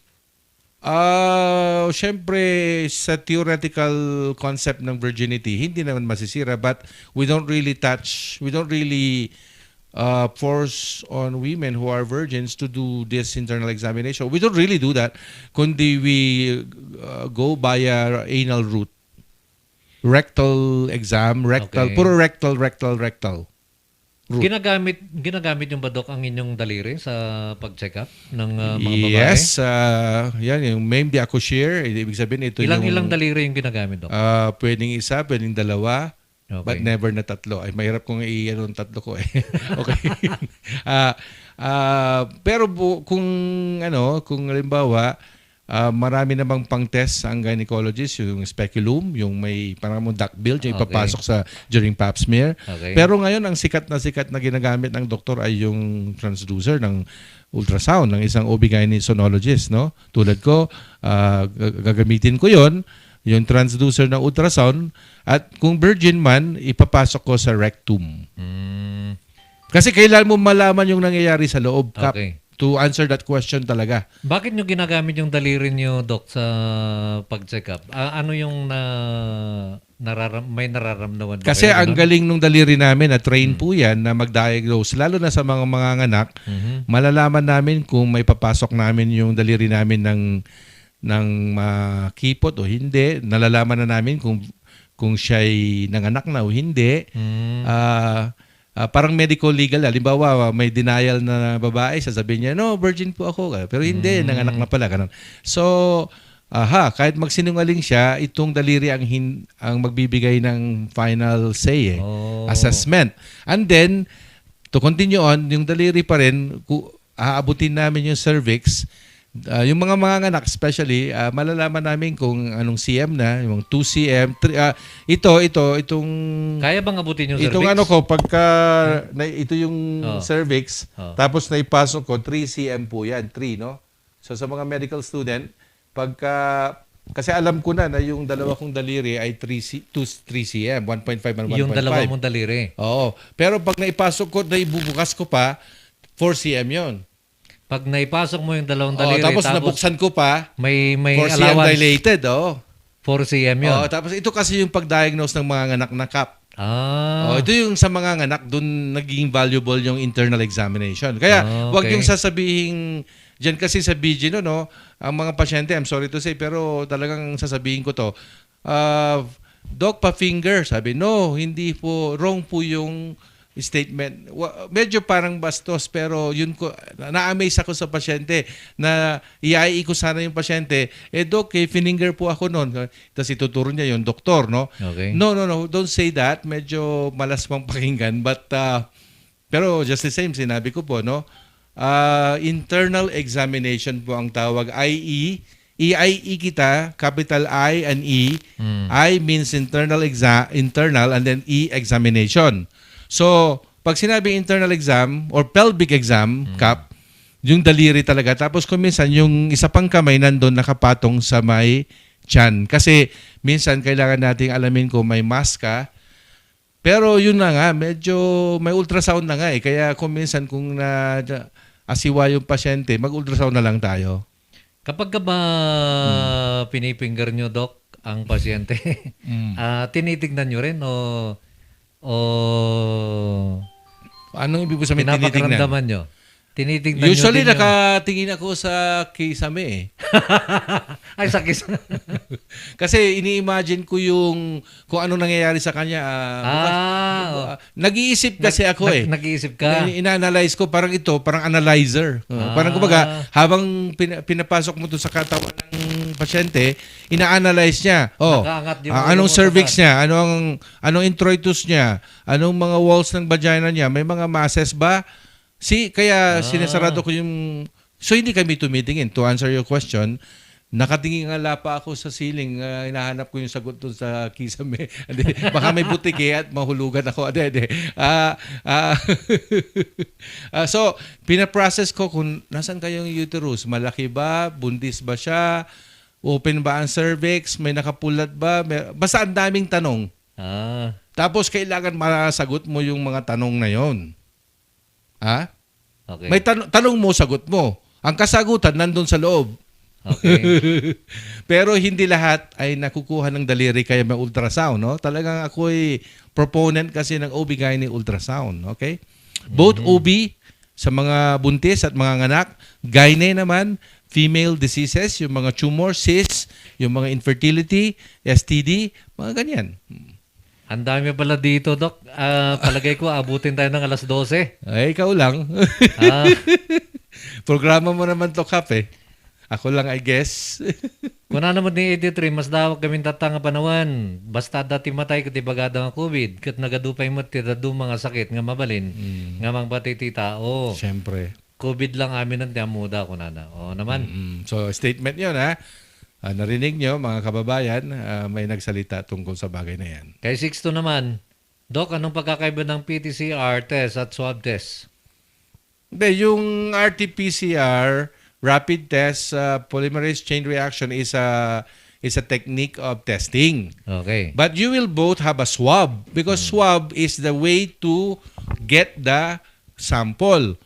Kahit sinuwab ka, kung nilagay lang na rapid antigen test, swabbing pa rin, pero rapid, yung antigen testing lang. Yung parang kumbaga sa pregnancy test, i-test mo lang kung may antigen siya present. Parang qualitative test. Yung RT-PCR kasi, it's a higher form of polymerase chain reaction, mas sensitive, mas specific, mas accurate. At swabbing din ang approach. Kasi di ba, swabbing means you are getting the sample regardless kung yung antigen na yun may bago po akong na-invento, isa-swab pa rin kita. Okay. Swabbing is the specimen collection process, and the test you will undergo is RT-PCR or rapid antigen test. Kay Marie Mendoza, hello Doc, may recommend kayo na ENT surgical please. Marami tayo ENT dyan. Si Dr. Dominguez ang rekomenda natin o kaya si Dr. Banadero. SLU. O kaya nandyan din si Dr. Paulo Pagalilawan dyan sa BGH. Kung napunta kayo sa Baguio General Hospital.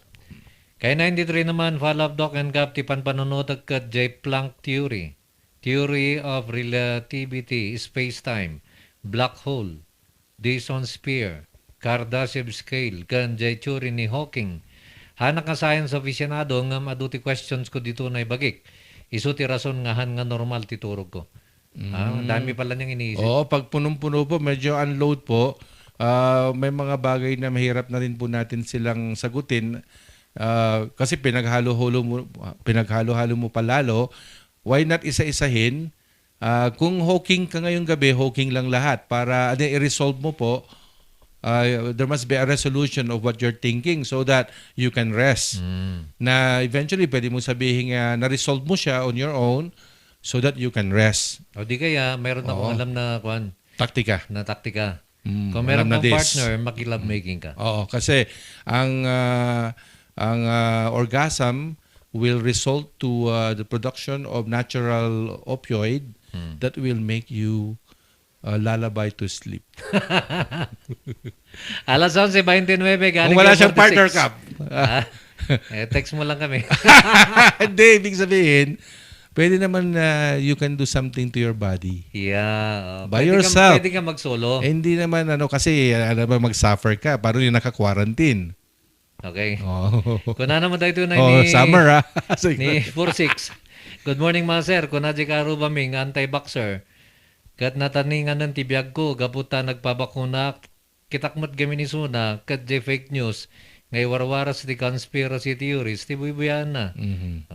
Opinion naman ng ating Opinion kasi, mga pananaw, no? Nasa sayo yan kung tayo naman kasi hindi tayo nagdidikta ng paniniwalaan. Pero sa akin yung yung science, ang pininiwalaan ko science. Oo. Okay.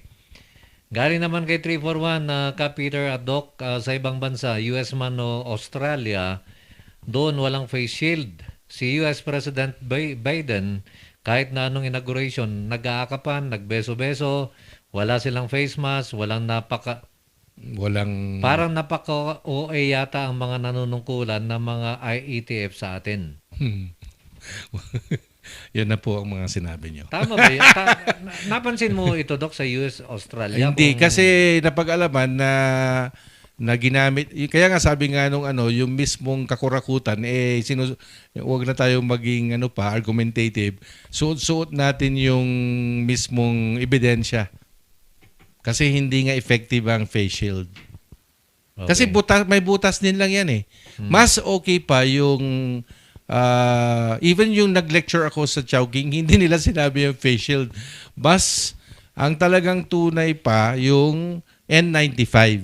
Even yung ganyan cap mga ito, hindi po daw, kasi ito mas protection lang po nung, halimbawa ako po, yung talsik laway ko po, mapipigilan pong matalsikan ko si Cap, or kaming mga doktor pag nag-opera ayaw naming magkasakit ang pasyente natin. Yun lang yung gamit niyan. Yun ang pinakagamit ito kung bakit kami nakamas. So kinakailangan kung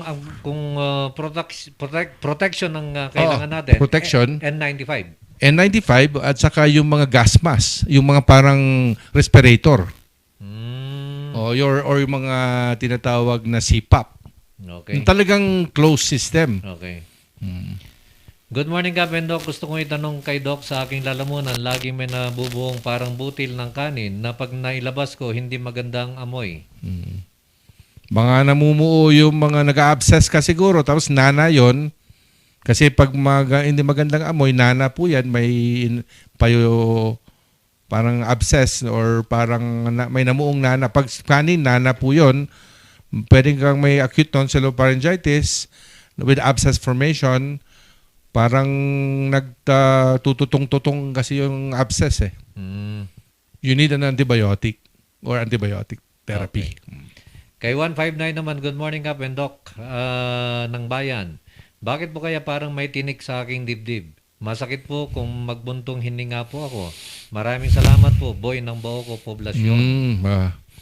Ay, sa lahat ng mga taga-Baoko dyan, nanonood o nakikinig. Maraming salamat po. May naging pasyente ako dyan sa Baoko. Kumusta ka dyan, no? Siyempre, hindi ko sasabihin kasi Data Privacy Act, Pero sa Baoko, yung mga, Okay. Napapakinggan tayo sa Baoko? Nice. Okay. Kumusta po kayo dyan sa Baoko, no? Okay. Ano yung tanong? Sorry. Na-divert tuloy ako. Teka, balikan ko. Tungkol parang may tinik sa akin. Tinik. Medyo ang hirap kasi yan. Masakit magbuntong hininga. Okay. Ang aming pag may respiratory problem, parang akala mo lang may tinik, pero in reality, wala naman tinik. But, ibig sabihin, meron kang pleuritis. Less technical. Yung pag nagbubuntong hininga ka, pag na-expand yung walls ng iyong lungs, yung pleura, pwedeng pleuritis, meaning itis means inflammation, infection, parang kulang na lang pneumonia din kasi yung pneumonia deeper. Yung wall lang ng baga mo ang parang hinugot mo ganun, din nag-expand, aray, napaaray ka, parang may tinik. Yun. So may deeper infection ka o yung kapaligiran ng baga mo, yung mediastinum mo, yung mga visceral flora, yung mga terms lang to, mga anatomical na sinasabi ko. Kasi yung tingnan mo yung mechanism ng paghinga, humugot ka na ganun, kaya pwedeng, syempre, hindi mo naman sinabing may nakatarak sa'yo na isang instrumento or tinarakan ka ng isang bow and arrow, kaya may ano dyan, na foreign body, no? Pero yun ang iniisip ko sa ngayon. Pwedeng meron ka ring costochondritis kasi nag-expand yung iyong ribs na inflame or may arthritis yung ribs mo, yung costochondritis. Pero pag humugot ka, nag-expand po yung lungs mo, yung ribs this time, yung pagmumulan po ng pain, isa-isahin mo na check o baga. Okay. Okay? Kay Sally naman, good morning, Kap. Kung wala po talaga silbi, face shield, bakit di pa natin tanggalin? Ginagawa lang display sa ulo, yung iba ginagawang headband. Listening to your program, sir. Sabi naman ni Sally. Hi, Tama. Sally. Thank you for listening. Kaya nga, di ba yung isa pong tumawag, nag-text, OA daw yung IATF. Oh. You said it. Okay? Okay. At sana umabot dito. Sana mabasa natin lahat. As kuman kinidok, naawan ti panag-angot kan panag-taste ko ti food. Wala daw siyang naamoy at wala siyang nalalasahan. Ano So, pwede ka ng COVID. Yan ay isa sa mga senyales. Kung along with it, may cough and colds ka po. Actually, ang normal, even yung flu, pwede ka ring mawalan. Now, maipapatunay mo lang, of course, with objectivity at saka masigurado kung magpa-RT-PCR ka para malaman talaga na negative o positive ka. At galing kay 27, follow-up niya, ano bang gamot ang maganda para sa diabetic? Thank you po. Marami pong gamot po para sa diabetes, yung pinangungunahan po ng insulin, mga metformin, at yung mga sulfonylureas, yung mga tinatawag naming pampababa ng sugar. Marami po tayong armamentarium. Isa na pong magandang business din po yan sa pharmaceutical company, ang sakit na diabetes, kasi talaga namang pinaghandaan na yan na maraming taong magkaka-diabetes. At binabati rin natin, Jen Sim, great Kap, kunana. Thank you, Jen. Great. It's great. Hello, Doc. True po ba yung mga vitamins para sa eyes? Mahina na kasi eyes ko. Mayroong vitamina daw ba para sa mata? Usually, ang mga pinagsasabi natin yung mga carotenoid o yung mga beta, yung mga yellow foods or vitamin A to clear to prevent night blindness, nyctalopia, to prevent blurring mga o kaya baka you need the glasses naman, yung you know what I mean, hindi kasi pag matanda na hindi naman puro vitamins. Of course, it's nice to take vitamins, pero at the end of the day, kung meron pa rin problema, please consult your ophthalmologist. Kay 3-5 naman, natrangkaso kat after a days, nawan matan the taste of food can smell. So yung text kanina, ito yung kadugtong niya, nagkatrangkaso pala siya pagkatapos nung nawala na rin daw yung kanyang panglasa at pangamoy. Malamang COVID to. Di ba nung unang panahon, kung pag natatrangkaso ako ng bata, nawawala talaga eh. Barado ilong, tapos pakilasa, ang pangit, kaya wala kang ganang kumain. So, sa tingin mo, Doc, COVID kaya? The only thing is you really have to do the test. Kasi mahirap po tayong, hindi po solo ng COVID ang nawawala ng pakilasa at ng pangamoy. Hindi niya solo, hindi niya pag-aari lang. So, dapat magpa-test tayo para malaman magpa-test natin. Ang talaga. There's no other way but to really have the COVID test po. RT-PCR. Kay 105 naman, mabaho ang aking ihi at may 7 count dugo ang aking urine test. May prostate enlargement. 3 months na nagtitake ako ng gamot para prostate, pero nahirapan pa rin akong umihi. Anong payo, Doc? Baka dapat na po kayong patanggal nyo yung prostate. Kasi nang gamot na, go back to your urologist and then you discuss and even discuss the possibility of operation kasi given na po yung problem na meron kayong prostate enlargement. At saka para mabiopsy na rin, baka mamaya hindi to benign prostatic hypertrophy, kundi cancer, no, or malignant. Kay 38 naman, natrangkaso, Doc. Asko. Natrangkaso, awan mati fever kon. Pang 7 days ko na ngayon, pero nakahiga pa rin ako dahil feeling ko, hinang-hina po ako at mapait ang panlasa ko, Doc. Nagtitake po ako na ngayon ng Immunopro Vitamin C. Ano po kainin para mabilis bumalik po ang lakas ko, Doc? Lahat ng mga pagkain, basta yung mga vegetables at fruits and then yung mga sabaw-sabaw, tulad ng mga malunggay o yung mga tinola, mga ganun. Kasi balance po tayo, di ba? A little of everything, no? A little of protein, a little of carbohydrate, pero a lot of fruits and vegetables, no? To regain your strength. Dapat hindi ka mawalan ng yung carbohydrate din sa katawan. Strength kasi yung energy, no? Pero if you're taking vitamin C, then hintayin mo lang kasi matatapos din yung trangkaso. Now, if you are doubting the trangkaso, dahil nga sa pandemic tayo, talagang we cannot overemphasize the value of having the RT-PCR test.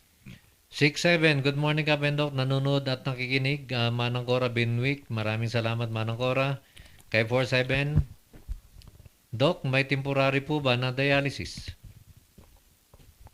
Siguro yung mga nagkaroon ng acute tubular necrosis habang nasa ospital, and then nare-regain ng, kasi acute, kasi ang dinadialysis yung chronic kidney failure, CRF.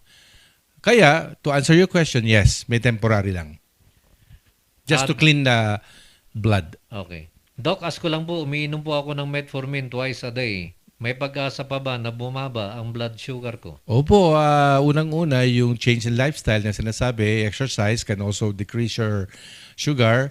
And then iwasan po yung only rice or wag ho masyado na lang sa mga carbohydrate. Ang carbohydrate, yung mga rice, yung sugar itself, yung talagang raw sugar. Kung magkakape kayo, black coffee na lang.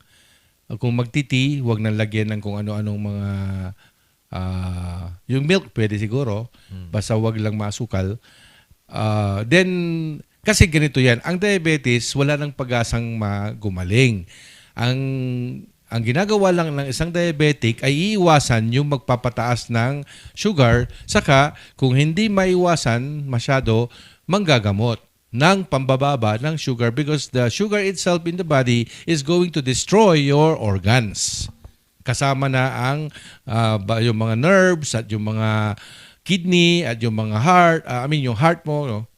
Mga heart isa lang kasi, kidney mga pwede pa eh. Okay.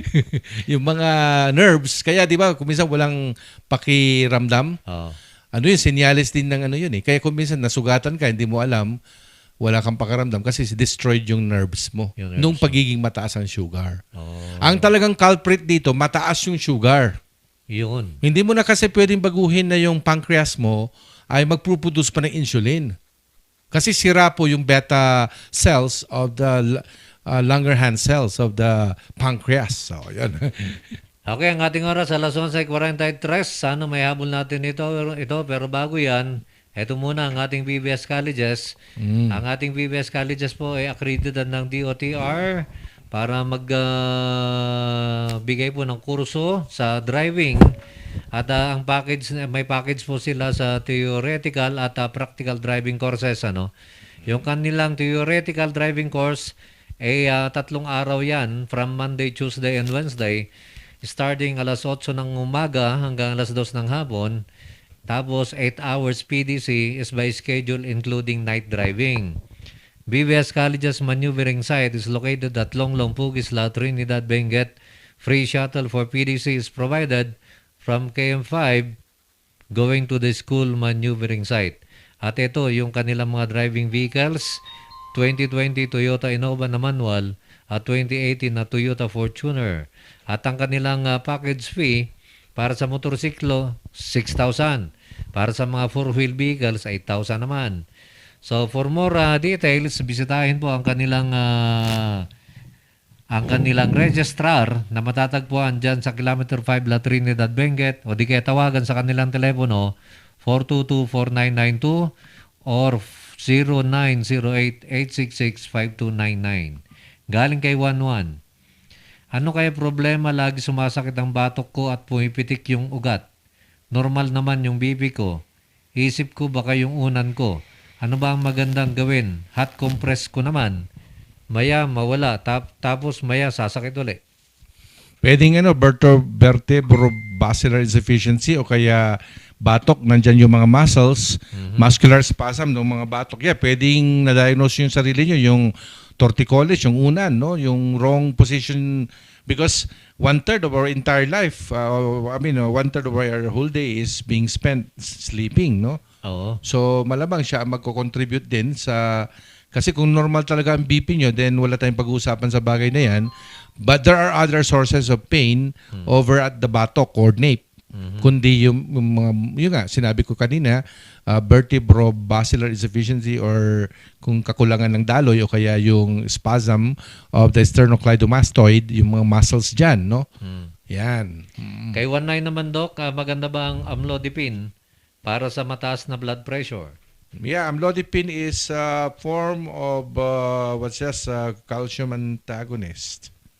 Kasi parang nifedipine, amlodipine, verapamil, yung mga ganun, yung mga classic po na antihypertensive. Kasi yung mga sartan, yung mga ACE inhibitor, may napabalitan na yung para yung virus na COVID mapumasok sa cell, kailangan niya yung yung ACE, kung sabi. Kaya if you prevent the ACE, baka mas lalo kang ma-COVID. Okay. Sabi nila. Kaya maganda yung amlodipine. Actually, personally, I'm using that. Ang BP ko, 140/90. I talked to my friend doctor and nag-decide kami na I have to take medications na para hindi masira yung kidney ko. Okay. Kay 3.5 naman, Godecap, magkano bang MRI, endoscopy, colonoscopy? Nagtataka ako. Minsan kasi hindi pare-pareho ang sinasabi ng doktor. Opo, hindi talaga pare-pareho. Kasi depende po kung dyan sa mga institution, syempre, i-clarify nyo. Pero pwede naman pong gamitin yung inyong PhilHealth. Kasi may procedural po yan eh. Yan, kaibigan natin dyan sa GastroHep, si Dr. Arman Lee, at saka meron din tayong magaling din na gastroenterologist dyan sa SLU, si Dr. Cham. Baka gusto nyong hanapin po sila. Okay. O Dr. Dimetiner. Sa SLU lahat. Sa SLU at Notre, no? Galing naman ito kay 1.5. Tanong ko lang po, wala po ako ubo, wala sipon. Pero naglalabas ako ng parang sipon sa bunganga. Hindi naman plema. Dok, ano kaya ang gamot i-take? Pagka palaging ganun, baka may allergic rhinitis. Sipon, kung nasal, allergic rhinitis. Rhinitis means yung nose. Okay. Kung pwede kasing mag-post-nasal drip, kaya nararamdaman nila, kukunin nila from the point of view ng parang akala mo iuubo nila or isusuka nila. Mag-trial ka po ng anti-allergy. Anti-allergy. Kung hindi po yan infectious process, it must be allergic. If it's irritative in nature, paulit-ulit, clear ang iyong mucus, it must be allergy. Allergy to environmental pollutants, allergy to dust, mites, allergy to detergent, allergy to food, allergy to yung nalalanghap, smoke, cigarette smoke, mga ganyan. Minsan yung pabango nga nakaka-allergy eh. Ikaw, Kap, may allergy ka ba? Wala naman akong alam. Ang galing naman ng yung genes mo. Ako kasi, isa yan sa sakit ko yung allergy. Maamoy ko lang yung pabango, much more yung mga iba pang pollutants, at lalo na yung mga madumi, yung mga alikabok. May allergy Kaya pala. lilipat na yata ako sa Canada. May allergy pala ako, Doc. Bakit? Allergy sa chicks. Alright. Kay 105, Doc, Kap, anya ti diferensya ti resident doctor, ken specialist. Yung pong residente ay nagpapa-specialization pa lang, kaya resident siya kasi doon siya nakatira sa hospital. Siya po yung unang tatawagin, siya po yung frontliner ng consultant. Kasi pag na-earn mo na po yung kung sino ka as consultant, you earn pumasa ka na ng exam, tinapos mo na yung residency mo, di consultant ka na, Sila yung taga-report sa consultant at they are being monitored by the consultant. Okay. In fact, tumatawag yan sa consultant, Doc, anong gagawin ko dito? May dumating dito. Lahat ng kilos ng residente ay base yan sa protocol na ginawa ng department o lalo na kung may direct supervision yung consultant. 10 minutos na lamang bago tayo pansamantalang Ayun. magpaalam. Kay 1-8 naman, apay paspasti sa lutsod mo, ag doktor kan kunana. Ito doon sa nabanggit kasi natin na ang mga doktor pwede mag-finger. Ano ba tawag doon? IE. IE pala. Anya ti problema ngayon no dati fresh blood no agbawas 2 weeks ago nag-start. Pwedeng may lesion ka. Kung fresh na fresh, it must be down there like almoranas or hemorrhoids. Meron kang anal fissure or a mass that is just located rectally. Kaya fresh. Fresh. Oh. Walang time para magbago siya na mangitim na kasla nga dinuguan. Ito Dok, hindi ko tinatakot no, kung sino man yung nag-text sa atin. Pero yeah, yan tama. yung naging sintomas ko nung ako nagkaroon ng cancer Of the colon. sa colon. Ano yung talagang fresh na blood? Fresh blood. Fresh blood, meron ding maitim? O mix ka ba?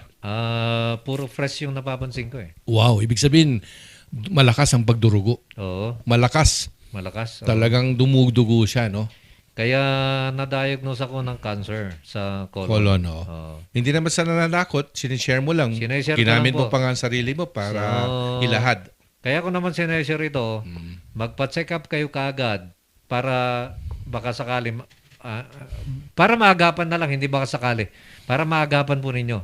Kasi ang cancer, kung naagapan naman, nabubuhay. Oo, kasi Pero pag kumalat, medyo hindi na.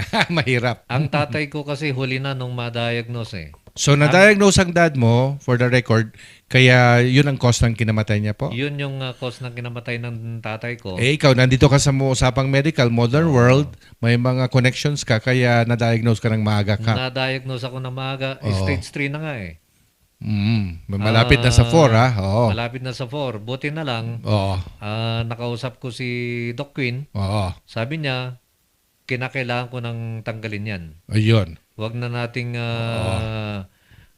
Ikaw ba na-chemotherapy pahabain pa. din? Anong sabi ng... Hindi ako na-chemo Kasi naman. sabi ng iyong oncologist, di ba may another doctor ka pa, Oo. if I'm not mistaken, di ba, nirefer ka sa isang medical oncologist, Yun. and then inassess ka niya yung pangangailangan mo ng iba pang treatment. Hindi Mukhang na ako- nakuha niya lahat. Mukhang nakuha lahat, Ayun. hindi walang tumalasik. Tapos hindi kumalat sa mga nodes. Yung nag-negative ka ba sa mga nodes? Oo. Yung mga, paano ko ba ang nodes? Yung kulani? Oo. Mhm. Ang So, ang ginawa Doc sa akin, hinabaan yung tinanggal eh. Ayun. Hinabaan. Para Oo. makita nila kung kumalat. So, talagang gaano kahaba? Isang 2 feet? Hindi ko na natanong kung Hindi mo, gaano okay. kahaba. Pero sabi ni Doc Quinn, Mahaba. sinadya ko na habaan para makita ko kung tumalasik. Yung resection na may mga tawag yung mga surgeon dyan eh. Oo. Di ba? Ngayon, nung nagpunta ako kay Doc Flores, kay Doktora Flores, sabi niya, You don't okay need. naman, sabi niya, so hindi mo na kailangan mag-chemo, ibababa na kita sa stage 1. Wow. Yun. So, wow. So, God is good. Di God ba? is good. Pero, Yes. kinakailangan yung wag nyo nang patagalin. Kung meron kayong nararamdaman, pa-check nyo kaagad.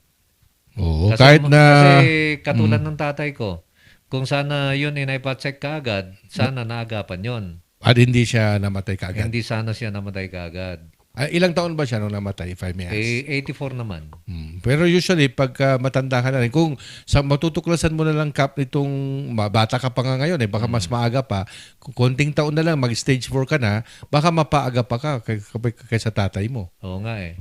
Kasi 84 siya. Para in fairness sa kanya, he live his life naman na because line of 8. Pero yun na dapat ang maging para bang pamantayan na ikaw, mamanahin mo yun. And then number 2, in fairness din sa kanya na 80s na rin naman siya. So yun ang naging cause ng kanyang death. Oo. Kasi lilitaw at lilitaw kung ano man yung risk factors mo. Sabi o yung naman ng tatay ko, bago siya pumanaw, Oo. huwag kang mag-alala, abutin mo pang 94. Sa'yo. Kasi nagamot ka, Kap eh. At may katanungan si 35, saan po ang clinic nyo? Thank you po. I hold clinic at High Precision Diagnostics dito lang po sa tabi ng dito sa may Arco papuntang Cannon Road, yung sa may military cut-off. CYA Centrum every 10 o'clock ng Saturday to 3 o'clock. Yun lang. Kasi all the rest I'm having this program or meron po akong online classes or nag-on call ako pag Wednesday ko minsan. Kaso lately may mga speaking engagement kasi ako. Saka online classes nga po. Okay. Kay 88 naman, karamihan na nalaygate, wala na bang gana sa sex. Is this true? Mali po yun. You should even be on fire kasi hindi na kayo mabubuntis. Di ba ang isa sa mga nakakapagpabawas ng libido ay yung baka magka-baby ako, mahirap manganak, dadadagan. Pagka ligated ka, kahit pa paano, baka wala pong yan. Baka psychological lang yung wala ng gana because wala namang talagang, hindi naman pinutol yung vagina mo or hindi naman tinanggal yung ovary mo So, walang pinutol na something physiologic para mawalan ka ng gana. Ikaw lang ang nagdesisyon na pinutol mo ang gana mo. Ang gana mo. Ikaw ang nagdesisyon, pinutol mo na ang gana mo. Pero kung tutuusin, kaya ka nga nagpaligate, so that probably, hindi naman lahat, wag na tayong magpakano, you can have sex. Okay. So you can have sex. Kay 78, ay ikano ka, pan nga finger, hehehe. Kay 78, kas lang nga kahit mundag doktor ka. Wala na, matanda actually. na ako. Kung may babalik ang panahon ka, magdodoktor ka? Actually, nung bata ako, kasi sige. nag-pre-med ako, Doc, ng biology. Ay pala So talagang no wonder nasa usapang medical ka. Oo. So you intended to become a doctor. Yes, Doc. Pero what happened? Anong kwento mo, Kap? Ay, hindi ko na... Kasi biology Ibig sabihin, mahilig ka talaga sa bio. Kuan pala, Doc. Kaya mahilig ka talaga sa IE. Tumutugtog ako noon na nag-aaral. Musician ka kasi. Tumutugtog ako, tapos nag-aaral ako noon. Ang nangyari noon, kaya hindi na ako nagtuloy, natakot na akong bumalik. Dahil during our exam, doon nangyari yung July 16 earthquake. During your exam mismo? Saan ka ba nag-aaral ka? Sa UB. So biology. natakot ka dahil... Parang natakot na akong bumalik. So hindi ka na bumalik? Anong year ka na ng bio? Hindi na, second year. Sayang, nasa kalagitnaan ka na rin, no? Umabot pa nga ako doon sa part na may bangkay sa harapan namin Kaya ka pala natakot. Di sana lumipat ka na lang sa UC o kaya sa ibang mga school. Ewan ko, Doc, pero natakot ako sa... Nag-music ka na lang? Earthquake. Hindi. Ano ginawa mo pagkatapos? Hindi na rin ako nag-music. Nag-retire na rin ako noon. Tapos nag-barangay captain na? Nag-business na lang ako. Hindi hindi Kasi pa yung naman. maging barangay captain ko 2002 Yung medyo later part of your life. So, hindi ka na bumalik sa eskwelahan after that? Yung biology na plan mo, hindi na tuloy natupad? At bumalik lang ako nung nasa broadcast na ako. Kanya lang, nung nag-aaral ka. Nag-shift na ako ng kwan. Kasi alam ko na malabo na akong maging doktor. Unang-una, siyempre, may edad Maglo-law ka sana di ba? Mag-law sana ako. Kumuha ako ng business administration. Nung natapos ko yung business administration, mag-enroll sana ako sa UC ng law. Parang nagdalawang isip pa rin ako, kaya hindi ko na tinuloy. Kasi magbibisi ka na rin sa broadcasting. Graduate sana ako ngayon. Ng law, no? Ng law. Mahal ba tuition fee sa law? Hindi na, mas mahal yung medicine. Okay. Pero the fact Kap, may intention ka maging doktor, no wonder parang magkaano tayo We are in the same flock, ika nga. Mahiling nga akong magsusot ng mga puti Ayun, alam mo yung lab gown? Yung earthquake lang talaga. Gown, sayang, no? Kasalanan ng earthquake na yan kung bakit hindi naging doktor, Peter, o mauawing wasing. Baka hindi kasalanan ako pwede. Baka hindi ako pwede. Di ba meron ka namang usapang medical na original. So para ka na rin doktor, Kap. Di ba? Sa lahat ng mga texters natin, pasensya na po. Wala na po kaming oras. Marami pa to Kasi ang natanggap ko na text dito, 64. Wow, talagang ganun kakasikat talaga, Kap, yung programa mo. Pasensya na po. Pero wag po kayo mag-alala. Bukas po manood po kayo sa RNG Luzon. Meron tayong itanong mo kay Doc Joe. Alas, anong oras yun, Doc? 9 o'clock. 9 o'clock hanggang... Oh, may text line din na 9 to 10 lang. 9 Pero kung to 10 minsan, yan. kung medyo pwede kami mag-extend siguro ng up to 10:30 dahil kung wala kayo halimbawa, Kap, bukas. Halimbawa lang. Meron akong bagong programa kasi kay ilolons bukas Ay, bukas dito rin? Alas 10 Mga dito alas rin. 10. Manunood kami na lang. So, antabayanan po yung ating tungtungan ti Kongreso ti Kabenggetan. Pala. Tuwing Martes yan hanggang Huwebes Ng makakasama 10 na. o'clock. Oo, ng 10 Sino o'clock. kasama mo, Kap? Makasama natin ang ating Benguet Congressman, Eric Yap. Oh, wala na. Hindi mamimit ko pala siya bukas kung sakali. Baka bukas hindi pa siya makarating pero ilolons Sa pa mga lang namin. susunod, Sa mga susunod. Oh, okay. Yeah. Okay, Doc. Okie-dokie. Alas Doc. 12 en punto na. Baka meron pa gustong batiin.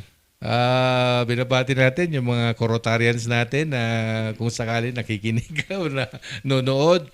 At of course, yung ating place of work, yan sa High Precision Diagnostics, sila Ma'am Cathy, shout out. At sa mga salamat sa lahat ng mga taga-suporta po ni Kap at sinusuportahan palagi itong programa ni Kap. Maraming salamat, Thank you. Doc Joe Orsua. Yes, salamat Kap. And thank you, Ma'am Sally Tuyukan, for watching. Sa lahat ng mga nag-text, mga nagbigay ng mensahe, sa lahat ng mga nanood, maraming salamat po. Hanggang bukas po, alas 10 pa rin ng umaga yan, yung ating tungtungan, ti Kongreso, ti Kabenggetan, at saka yung ating usapang PSA. Alas 9 pa rin bukas, 9 to 10 yan, kasama nyo ang inyong doktor ng bayan, Dr. Joe Orsua, dito lang yan sa RNG Luzon.